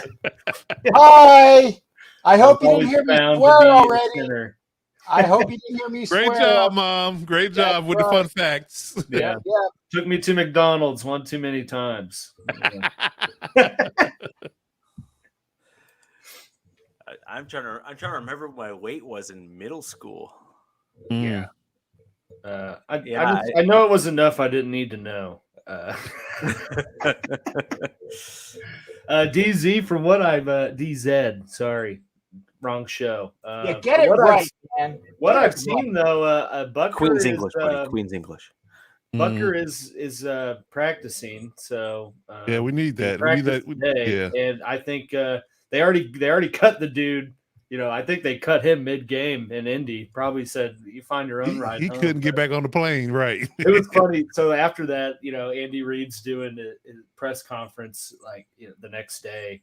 And they're like, "So what's going on with the kicker?" And he's like, "I can't comment on that, but Veach is working that out." And everyone's like, "You might as well just not answer if you right." Like you already told it." But from what I've seen, when the GM is working something out, that's normally not a good thing. Yeah. Thing that blows my mind is that dude won apparently a 5 kicker, competition to get signed. And then, I guess just the brevity of it all got to him. I would hate to be a kicker though, or a goalie, because it's like the worst positions. Because if you make a kick, stop a goal, you get no praise. You did your job. And then it's always, the negative part of it seems to come down, when the game's on the line and then you're the scapegoat. So it's damned if you do, damned if you don't. But yeah. Yeah, unless you're the guy that kicked a 64-yard. Oh, Cap, that was bound to happen at some point. You can't have a hurricane rolling through and not have a power outage. There you go. So for what DZ's saying though, yeah, I mean, I think it is that kind of point that out. We, as much as we talked about the AFC West being the most dominant, the AFC South, at least Jacksonville, has really been kind of a shocker this year. I'm not surprised at all. Man, imagine them winning a division. Imagine that. Hey, no, I'm not surprised at all. But at the same time, they have 15 first-round picks the last so. 2 seasons. Oh yeah. The personnel is not the issue. It was it was the coaching, exactly. And they finally got the right coaching in place to coach up the people that they had on the team. The best tweet I saw was after Peterson won Sunday. Someone tweeted that he's passed Urban Meyer for 4th all time on the wins for Jacksonville coaches, and that was actually a true fact. Hilarious. Well, I mean, there was a period of time there where Jacksonville had a legit defense a number of years ago. With Ramsey and Calais Campbell. They made it to the AFC Championship game with Blake Bortles. I mean, right. No, I meant in the early years. There was a period of time when they Henderson and the Brian Leftwich era. Oh, you talking about? And they had Henderson and Stroud or whatever, those two massive. Oh yeah. There was a period of time there for 3 years where they had a pretty scary defense and Mark that Brunell. was full of guys that hadn't really gone anywhere in the NFL yet, and then they kind of tapered back down again, kind of to what we know them to be now. and then they had that Bortles stretch there where they had, Calais Campbell, et cetera, et cetera. And then they traded away all those pieces, and now they seem to be maybe all the way back and more when we see this season. I mean, we all got to play them, so we'll see. They're scary. Yeah. I mean, but they are scary. Like they are legit. They are a legit scary team. Well, that's the tell is going to be this weekend. They got to play. They got to play the Eagles, and that's Peterson's homecoming. So that's going to be the tell. Oh, they're gonna. You do realize that Peterson's going to basically put up like a big banner that says "Kill him." I'm sure. He's extra motivation for this one. Oh yeah, he wants back at Roseman and Lurie big time. He for firing them. Yeah. So it's definitely a high motivation this week. Yeah, he's looking at like the D tackles and the outside linebackers and just say, I want to see them killed. I don't want to see them on their back. Program. Yeah, hit the tight end so hard his girlfriend dies. Yeah, kill everybody. Oh yeah, yeah. But no, I mean for KC, they for sure have to. I think, in my opinion, win this week because they're hitting a pretty rough stretch in their schedule. With what I thought Jacksonville being the break at the end of it. But, they got not Tampa, so fast, my friend.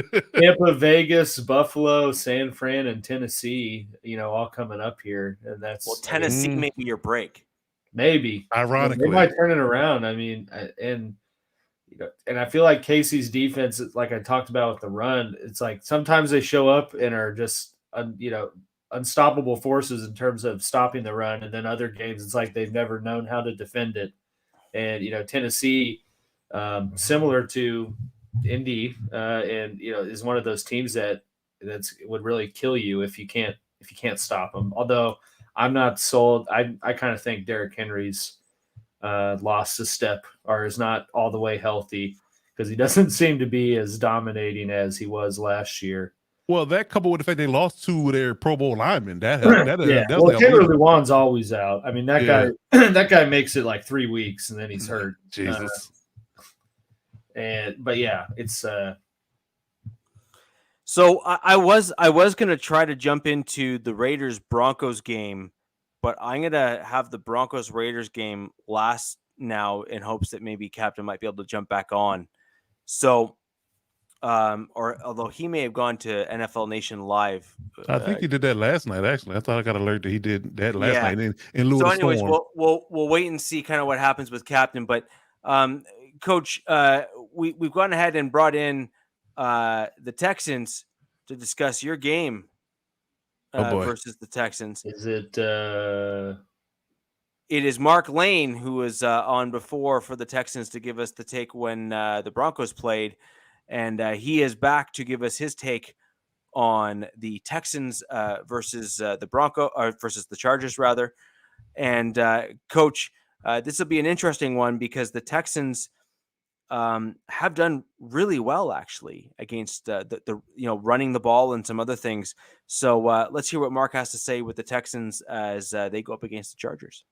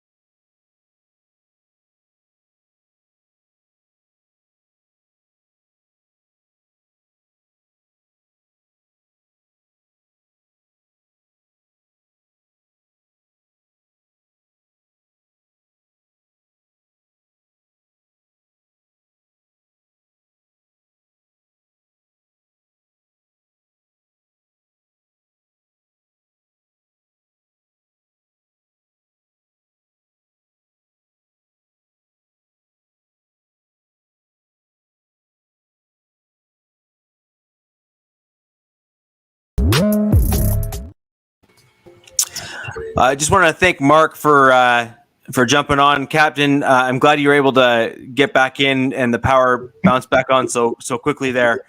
It really, yeah. I said I was going to jump into the Raiders right after Alex went into the Chiefs in hopes of avoiding the power outage, but it is what it is. So again, I wanted to thank Mark for joining us there. That was fantastic. Sadly, not a great ringing endorsement for the Texans.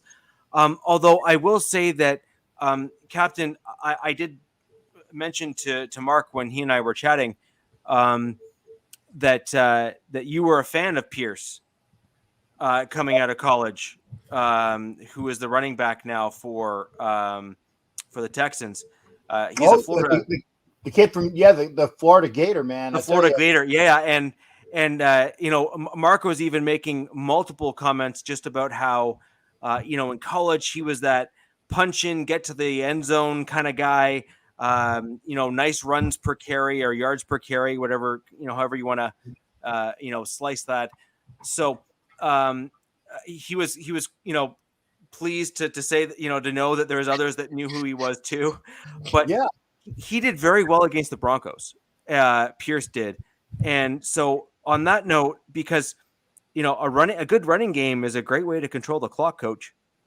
What do you think of Pierce? You saw him against the Broncos. The Broncos have generally done very well defensively this year, but he did give the Broncos some fits. What are your thoughts in terms of the Texans against your Chargers? Well, all his points were valid. In all honesty, if they do execute that, and I definitely want to give him a quick shout out for identifying Jalen Petrie. On one of my mini podcasts, I was singing that guy's praises. Him and J.C. Woods were a tandem in Baylor, and Jalen Petrie is a stud, and I think they got a real big time steal with him, drafting him in I believe the 3rd round. So so he's a stud. Definitely give him credit for that. Now, what I will say is that. Yes, they did beat us last season.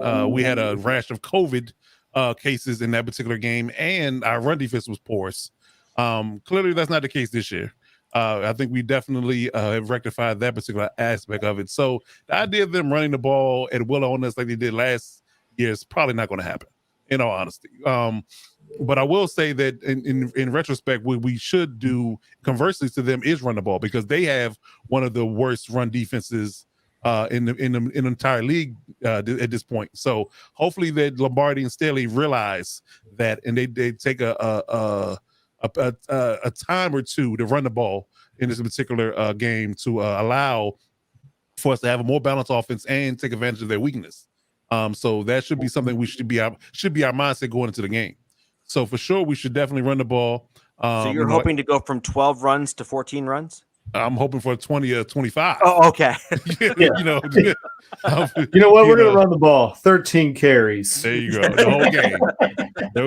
Really emphasize the running. Yeah, had it off 13 times at the beginning of the game. We're never going to see it again. Yeah. Never going to see it again. So yeah, but yeah, I think that he, like I said, he makes a lot of points, but I think that they're talent wise, they're still rebuilding. I think they have some good pieces on their team, but I think they're still a little bit away from being a competitive team, in all honesty. So this, to me, I think this is even more of a trap game than the Chiefs had against the Colts, because I would give the Colts a lot more respect from a roster perspective than I do the Texans at this point. So it's a trap game for us, in all honesty. So we got to come out and play.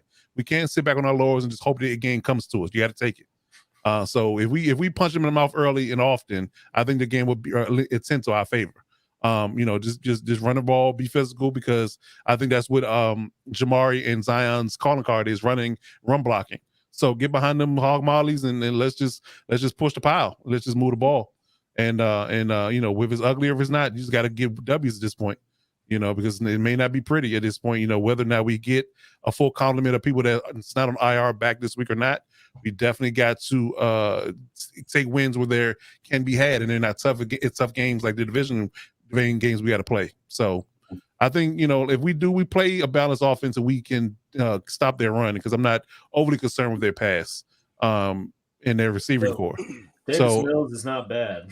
No, he's not. He's not. But I mean, he's not Patrick Mahomes or Russell Wilson either. So I mean, I think we will be better off going against him than we would against those guys with the injuries we have. So I'm curious to see what the pass rush does. As long as we stay stout in the run game early, and if we get up on them, they'll give up on it. And start playing pass. So I think that should be the game plan. Just to execute and get up on them early. Make them give up on a run, make them one-dimensional, and it should lend to our favor. I actually wonder how, because I don't know if you saw, there's a stat that's been posted on Twitter now with Davis Mills completion percentages in terms of numbers, and it kind of goes in terms of 10 to 20. 20 to 30, and then like 30 plus, I think was the three general breakdowns for Mills. And 10 to 20, he's in like the 70th or almost 70th percentile in terms of completion percentage. And then he goes down into like basically the 50s and 40s as he kind of progresses down the field. Mm-hmm. So I think what that really says about the Texans offense is they don't have can your pass rush beat their offensive line on a consistent basis to force him to throw quickly and or not be able to throw? Mm-hmm. is one. And then two is, how is your linebacking core and how is the remainder of your secondary going to be in the short, quick passing game? And if the answer to that is we can lock them down, then I think this is going to be a rough game for the Texans. True. But if your answer is, well, we're kind of okay, then I actually think that you may have some challenges with them, because I can say that their offensive line is pretty darn good at run blocking. Yeah, I think the left side of the line is pretty good. I mean, it's kind of like we had last year. Our left side was good, and the right side is kind of a makeshift because they got Kenyon Green over there with Tunsil. But I think that overall, I mean, that can go for anybody in the league, to be honest. If you kind of let people hang around, one bad play here, one mistake there, you in a dogfight, and it would be like that throughout the whole entire game. So again, that's why I say it's imperative that we take care of business early. You do that, then again, they're ice skating uphill. I like to say, but if they are left in the game, second, third quarter, they're kind of hanging around. It's not, we're not in deep control of the game. It could turn. It could definitely turn. And is there any news on JC? Well, he's practicing this week. He's had a sore ankle last week. He is practicing, so my hope is him and Lindsey play, because Lindsey's playing again as practicing as well. So everybody that's been hurt but not on the IR is practicing at this moment. So I'm hopeful that we have a full contingent of people that are available that can play this week. So that will help us. So here's a follow up to that. Practice. We talk about practice, not a game, but practice. Yeah. So here's the follow up to that. Then is, do you think you would be smart to play J.C. Jackson in this game at the risk of him re-injuring his ankle? Or is it a better risk longer term for your team to say, dress up and sit on the bench, you're not playing, and keep him for the rest of the season? And I'm quite surprised that no one else in the chat has jumped in with a similar question to that, because I mean, at some point you have to look at either short-term and long-term, and that's something that every fan really ought to be looking at for their respective teams. So Coach, I'm going to throw it over to you for your response to something like that. Yeah, well, I mean,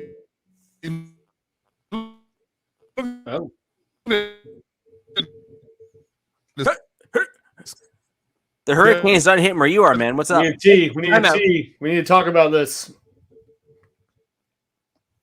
Take about that when it came down to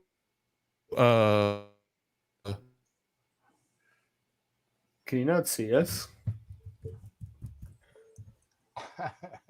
It's not me. I didn't touch any buttons.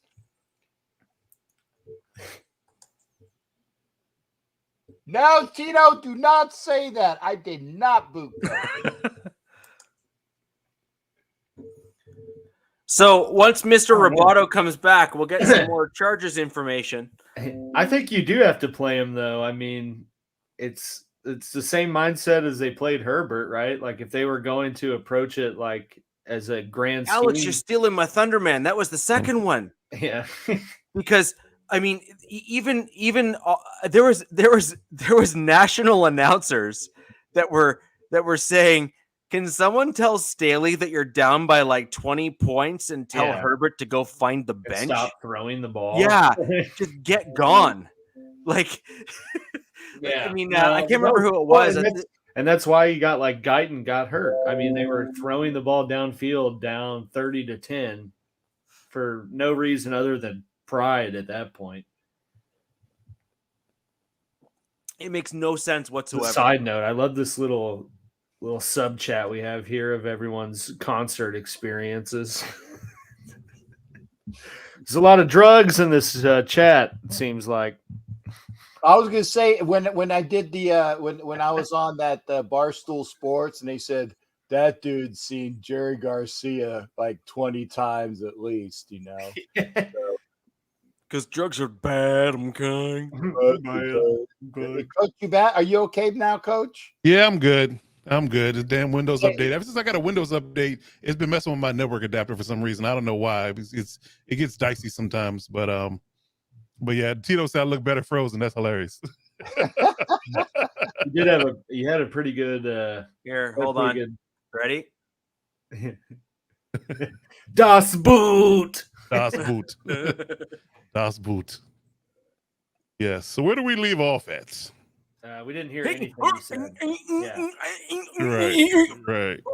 I only heard was a bunch of breaking up, and then it like cut in, and you said the Chiefs are the best, and then it was. I never said that. I know that's a lie. That came out. Sorry, sir, that's a lie. No, actually, that's what I heard between all of the gurgles. The lie detector test determined you are the father. Yeah. That was a lie. Sorry, sir, that's a lie. No. There was a bunch of Cylon sounds like, you know. I thought it was like original Battlestar Galactica, not the newer, better one, but the original one. So now that R2D2 is gone, and Coach is back, so that's fantastic. We didn't really hear much of. Basically, you ended right when you were about to start answering. You went absolutely just haywire. Right. So, with J.C. Jackson, there really is two trains of thought here, right? Which is, do you put the dude on the field who gives you the best chance to win, which is obviously J.C. Jackson, right? Or do you hold him out because you want to take a longer term or a long view on the season and say, we believe we could probably win this game without him, keep him on the bench, and rest him? Well, I had a similar take about that when we played the Chiefs, because I said they should hold him out against the Raiders and play. Against the Chiefs is what we ended up doing. But in this games, I feel like it really doesn't matter. Because again, you know, not no knock on the opponents we have coming up, but we got the Browns after the Texans, and we got the Broncos, and we got the Seahawks. So, you know, I mean, looking at that receiving core outside of the Broncos, it doesn't scare me from a weapons perspective. So I don't think it really matters. I think that we need to make a statement, you know, as far as getting a solid W with all the woes we've had. So if he's healthy enough to play, I say he plays. Drugs are bad. Okay. So, and I was just telling the guys, I don't know if you were able to hear any of the podcast, but as you were trying to bounce back from the kind of the network glitches there, but that kind of leads me into the next question, and then we'll jump real quick into the Broncos Raiders here, which is, you know, you were down by a good number of points in that last game, and I'm not trying to, you know, pile on or anything here, but you were. It's just a fact. It's the fact. It's just a fact, right? No quorum about this exactly statement. What it is, and there's no denying it. There's no denying it, right? Right. So there is a good percentage, actually, of Chargers fans who were questioning the reasoning for leaving Justin Herbert in when you had no chance at winning the game, and every chance at losing your franchise quarterback for the season. True. And I actually think that is a fair way of framing the circumstances, because in my opinion, it's dead accurate. So did that have you start questioning the head coach's choices? No, it didn't. Once I realized why he was still out there, because he asked him, did he, about, how he felt when the game was, I guess you can quote unquote say insurmountable. And it was a morale thing. It was a trust building thing. It was a I guess you can say a camaraderie moment. Because even though, Rashawn Slater was out, we were down, 28 points and all this good stuff. He wanted to be out there with his guys. That was Justin Herbert's call. It wasn't the coach saying he should sit, or he feel like he's in pain, he shouldn't go. It was just a simple fact that he wanted to stay at war with his guys. He didn't want to leave the battlefield with it, even despite the fact that we were up against it, as far as the score is concerned. So Justin made the call, and the coach went with it because he felt like that it would steal some trust and boost morale in a sense that the guys would rally around Justin for him being a tough. And in fact that he wanted to, ride out, the entire game with the team versus sitting out and letting the backup play. Now, you could argue semantics about whether or not he should or shouldn't have been out there. But I get both sides. As being a former player and a coach, I get both sides of it. You want to protect your franchise, but in the same breath, you want to keep the locker room, good, in good standing. So, it's kind of one of those things you kind of hedge your bet, hopefully that, nothing bad happens. So if he had made it that far, the likelihood of getting hurt, was slim. But I mean, again, it only takes one hit. You saw in the Chiefs game, he was fine throughout. He took one hit that didn't seem bad, but it ended up being bad. So, you just have to, take the good with the bad, I guess. I guess my stance on this is sometimes players need to be safe from themselves. They do. Sometimes they do. As a competitor, Mm-hmm. you're going to always want to compete.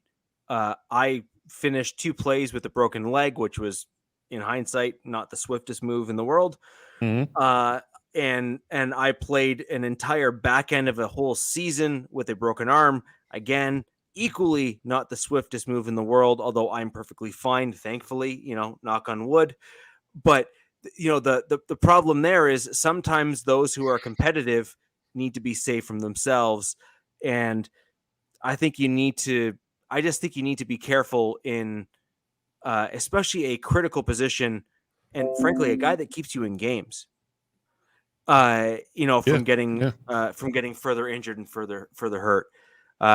But with that in mind, I want to quickly go over to the Raiders and Broncos. Before I fade out again. Yeah, exactly. So, Coach, arguably one of the epic matches in the NFL, Raiders Broncos. It's got to be within, a select few in terms of rivalries in the NFL. I mean, I can only think of a handful that are at the same level. Given where we're at and where you're at, rather interesting, actually. I think that if anything, we will likely see the Broncos defense probably play a similar style game, which will be difficult, I think, for the Raiders, if I'm going to be kind. And then the question will be, to what extent can the Raiders do to continue to force the Broncos to struggle offensively? That's kind of a loaded question. It's kind of a loaded question. So you're asking if how do I feel about what the Broncos can do to limit the Raiders' attack? Is that what you're saying? Well, right now the Broncos have played reasonably good, especially I would argue the Niners are above average across the board, and certainly are, based on record wise and just generally how they played this season, probably at or above the Raiders currently. Mm-hmm. Not saying that they're going to end up there. I'm just saying, as of right now, I think the Niners are either at a level or just a half notch above where the Raiders are at right now at this point in the season. And that's looking at the whole team, not just offense, not just defense. You got to look at everything put together, because that's how football teams typically win games. So then the question is, can the Raiders give the Broncos defense enough fits to break the mold of keeping our opponent below 12 points. I mean, that's really what the issue is. That's a tough ask, because what I'm struggling with when it comes down to the Raiders is their identity. Like, they haven't established an identity yet, like on either side, like running or passing.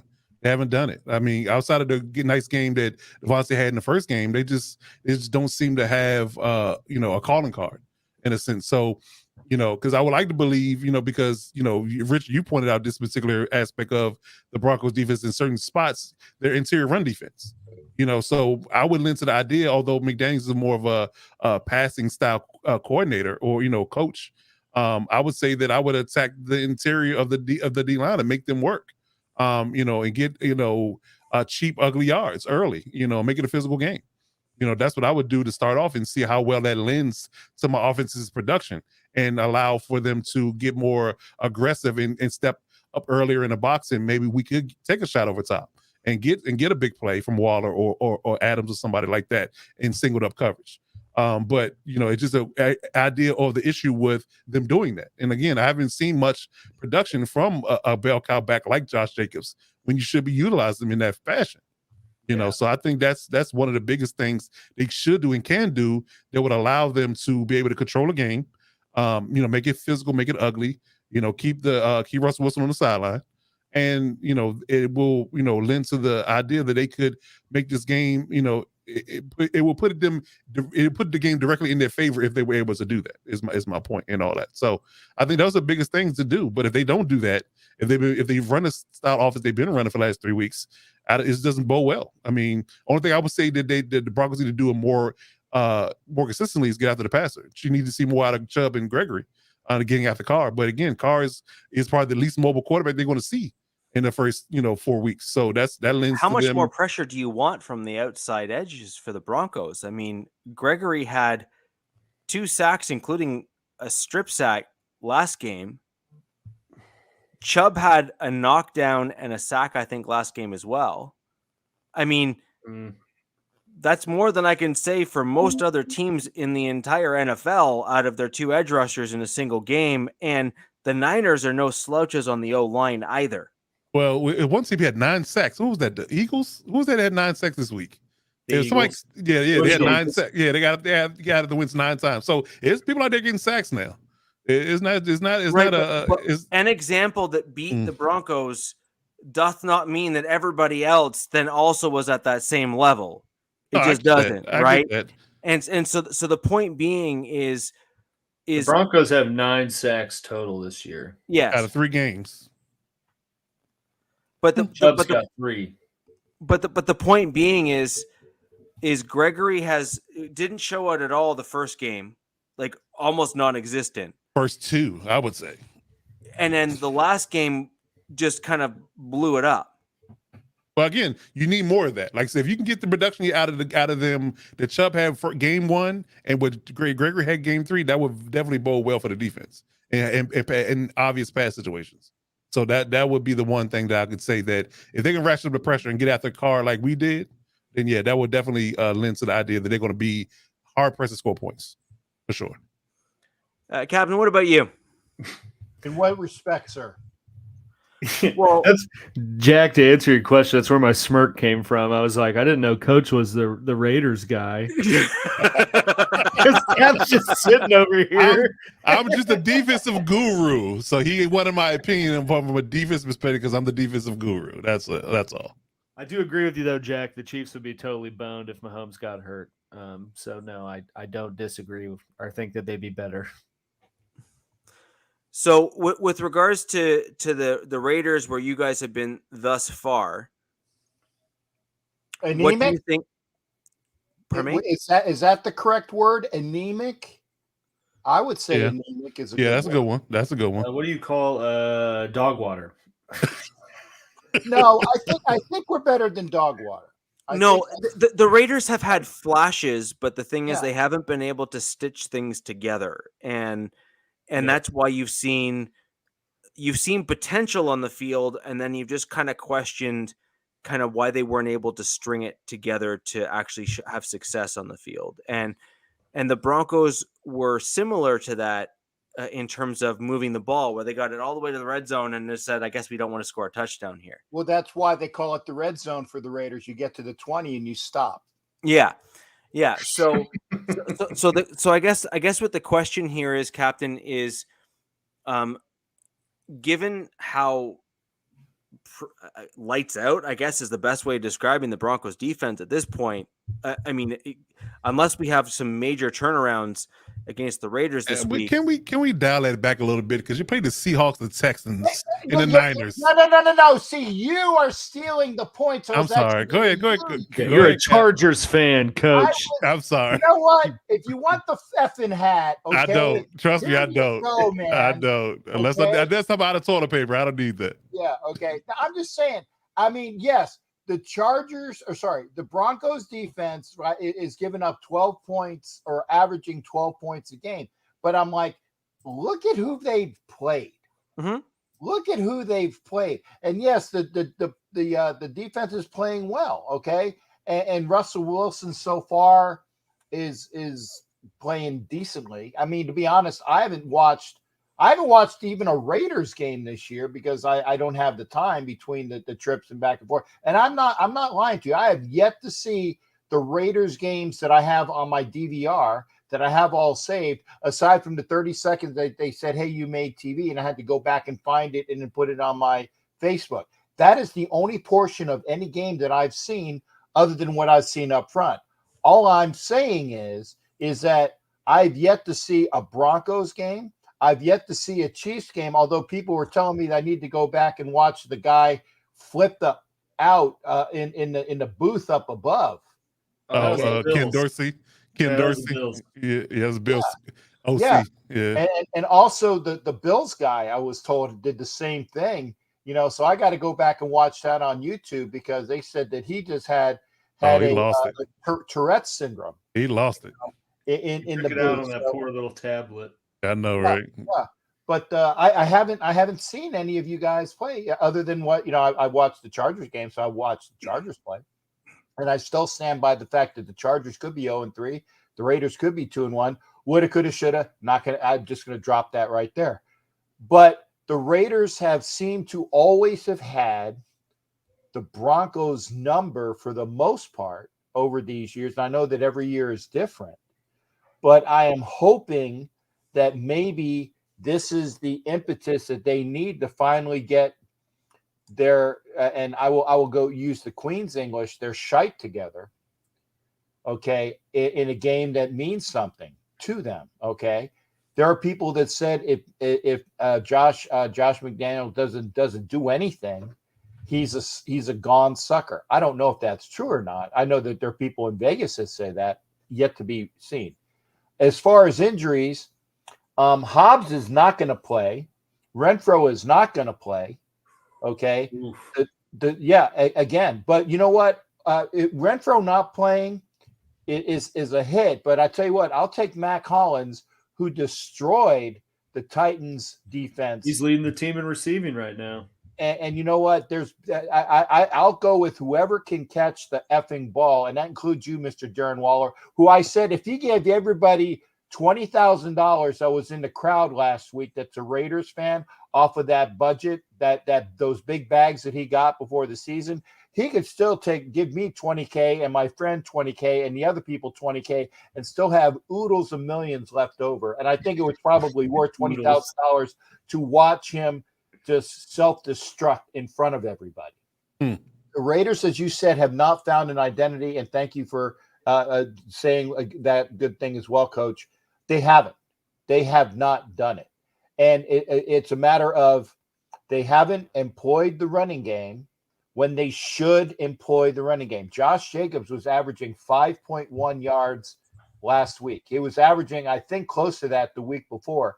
And by the way, Josh Jacobs came in a day later than the team did on his own dime because he didn't fly with the team. He did not fly. Right? Yeah, he was sick, and he came in on his own dime because he wanted to play. And to me, that shows a lot. That shows a lot that he actually is looking to. Yeah, he's playing for himself this year because the Raiders did not pick up that fifth-year option. Maybe saying, you know what, Raiders, And I know I haven't done it in a while, Coach, so I'm going to do it to you, like this.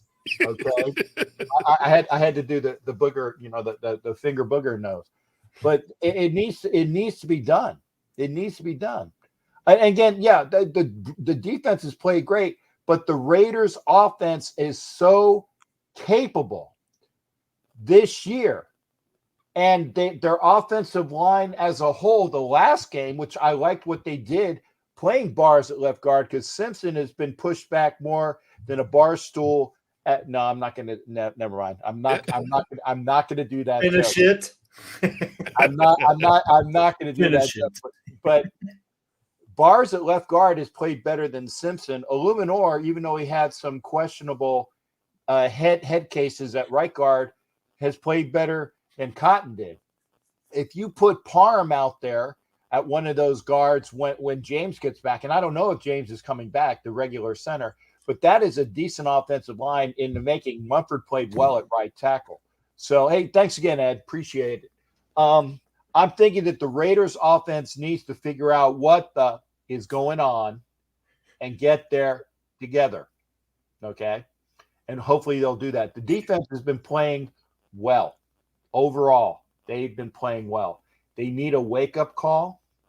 And I'm hoping that it's this week, Rich, because I tell you what, I've gone to 3 games, and maybe it's me, because I might have to not go to any more games this year, because I would gladly give up all the games that I wanted to go to and see W's, and I mean that totally. I got DirecTV, I got the games on DVR. I would much rather have a Raiders win if I'm not there than me to go out to see something putrid and spending a bunch of money to do it, and that's just me. So I'm going to give away a bit of a cheat code to the Raiders in terms of one thing that they should be doing. Now, the question is, will they do it? No. And that is the Broncos' major weakness on the offensive line is our offensive center, as well as our right guard, although Miners is slated to come back, and he's going to be a rough guy to bully because he just doesn't get bullied. He's the one that does the bullying. So and he's got dreads now. So yeah, he does, and that's just he just looks more angry. Yeah, he just looks angry now, right? He's a Rasta man. Yeah, so he's he's just a very strong big dude.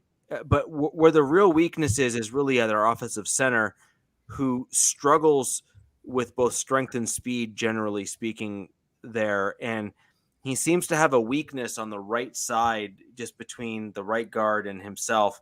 So what I think you do well with is the stunts, where you end up with the your outside backer or DN, depending on how you play Crosby, spin him on the inside and around to come in towards the offensive center on defensive plays, leverage both size and speed and strength, frankly, because he's got kind of all three as a package. And he would probably be able to blow through the offensive center because he is that gifted as a pass rusher. Now, will the Raiders DC make those adjustments? I think that's yet to be seen because, there's been some struggles kind of generally speaking in games in terms of adjustments, especially early on. And then the question is, can those adjustments be made before halftime? Can the Raiders make those adjustments in real time quicker to give them better chances in the game? And, you never know. Well, first off, before we go there, because I got on Mundungus, okay, I got who the hell can't spell hate? Oh, Clayton Heron. HAIT? Come on, man. I can't. Have the grammar police tonight. I can't abide by that. You got nothing else to police, so. If we're gonna go there, who does your hair? Okay, myself. Okay, then that's all I need to say. That's from all day of stressful situations. I gotta, Yeah. Okay. Yeah. Well, that's an excuse. When everybody has one. Okay. Anyway, what was I saying? Because he spelled hate wrong. I just totally blew, what You're talking about that you hate bad grammar. I do hate bad grammar. Yeah. HAIT, horrific grammar. Okay. But I had to say, and by the way, BC is in here. Brian Callahan, good to see you here, brother, as well. See, I give props to where it is. But again, if Crosby does what you said, I did not that I did not hear what you said, Richie, and I think it will be there. If Crosby can do that, but I think the big thing with Patrick Graham is Patrick Graham has got to figure out that Chandler Jones has got paid bags as well and is not performing. And I'd much rather see Malcolm Kuntz and Deshaun Bauer get more playing time because those kids deserve it. And they're younger, they're quicker, and I think that they would be much more beneficial than somebody that just got paid not doing anything. I do have wenches do my hair and shine the sword. Yarg! Yep. Oh boy. We're taking it to OnlyFans hours. Let's wrap it up. Wild West after hours. There you go. Yeah. Live This on is part of the plus OnlyFans at 10:30. Yeah. So I actually think that it's a really interesting, it's an interesting thing with regards to the fact that you think there's going to be some adjustments made. I guess the question ultimately is going to be, will they? You've seen solid adjustments made after halftime. Thank you there, Miss Gibbons. You can see my hair in her photo there too. Oh, yeah. Yeah, it's a good family photo there. There you go. The flow I used to have. So, Captain, ultimately the point is you've made great adjustments after halftime. And I think that if the Raiders are going to have any success this season, they need to start being able to make those adjustments before the half, so that they can actually adjust better on the fly as opposed to catching themselves at halftime and hoping they can come back. Yeah, and it remains to be seen if they can figure that out. Right. They made an adjustment after halftime against the Cardinals, too. They forgot that they were playing a football game. Oh, boy. So I think I actually think this is going to be a rather interesting one because Final score 12-10. No, I actually think it's going to be a little bit of a higher scoring game than that, and I think it's going to come down to two things. One, if the Broncos defense can continue to keep the level of play that they have now, and on top of that, if the Broncos line continues to improve or can improve and is able to hold back the Raiders' rush, I think that the Broncos really do have a shot at putting up and kind of getting their offense a little bit back on track to what we thought we might see this season. I really do. The question is, can they? Yeah, I'm not sure. I'm not willing to put myself in either camp at the moment because what I saw the last few games, we were improving and the game flow was there, but we still saw some awful throws. And if any one of those were to get picked and brought back or anything along those lines, I mean, it could have been a completely different game against the Niners. We just got fortunate that they weren't caught by other teams when they were tipped up in the air. Sure. And so, I really do think that the Broncos need to play sounder football. I think that we need to leverage our tight ends more. I know this should come as a shock to no one. I want to see more Eric Saubert. You're a tight end lover, period. I'm coming to grips with that. He wants his bookend home and away jerseys, and if Saubert gets a third touchdown, old boy's going to have to do the alternate and the military version of the Saubert jersey. Well, you might get for 4 jerseys. I didn't sign up for that. You're adding stipulations to Right, this. I didn't sign up for that. Yeah, anybody that was that bashful deserves to get screwed out of 4 jerseys in total. See, my whole point here is the Broncos have a pretty solid tight end room, and we saw what they could do. That room? What's his name? His name is Saubert for Thank one. you. I wanted to hear it again. But no. But the point is, you saw Andrew Beck in the first game against the Seahawks make some pretty good plays, both at fullback and tight end. Saubert almost caught a touchdown in that game too, and you've just seen flashes from a pretty good tight end room that we have within the Broncos. And the reason why I like tight ends as a position group. Oh, wait. I like tight ends too, but we're not talking football. No, I knew that was gonna take a turn. I was waiting. Yeah. I was waiting for that to jump in. Shoo, just throw it up there. Yeah. Just toss it up there and see if he can hit the ball, right? Yeah. But the reason why the tight end group that the Broncos have is good, and why I want to see them used more, is because they're the mismatches when it comes to safeties and linebackers. And True. when you have a team that is not known for a strong secondary, intentionally throwing just basic size mismatches is an easy game plan. Right? It's just an easy game plan. So, in my opinion, then that's where you can really kind of tip the scales in your favor. And I think that's what the Broncos need to start doing.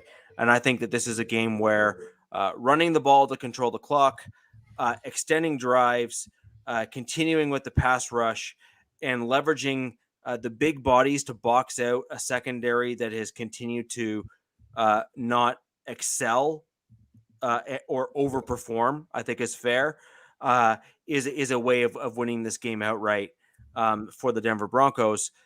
But we are getting near the end of our time, guys. We've gone a little bit past what we normally do. This has just been a great show. We've really enjoyed having Coach back and everyone here. That was why I went over. Y'all missed me. I get it. Yeah, I wanted to thank everyone for joining us. Unfortunately, you weren't here when I got to gloat about Thursday. But yeah, I'm upset I missed that too. But yeah, you saw what I put on Twitter. They are who we thought they were. Jack, I think I would rather have. That's tough. I think I'd rather have Crosby because he's healthy. I figured you say that.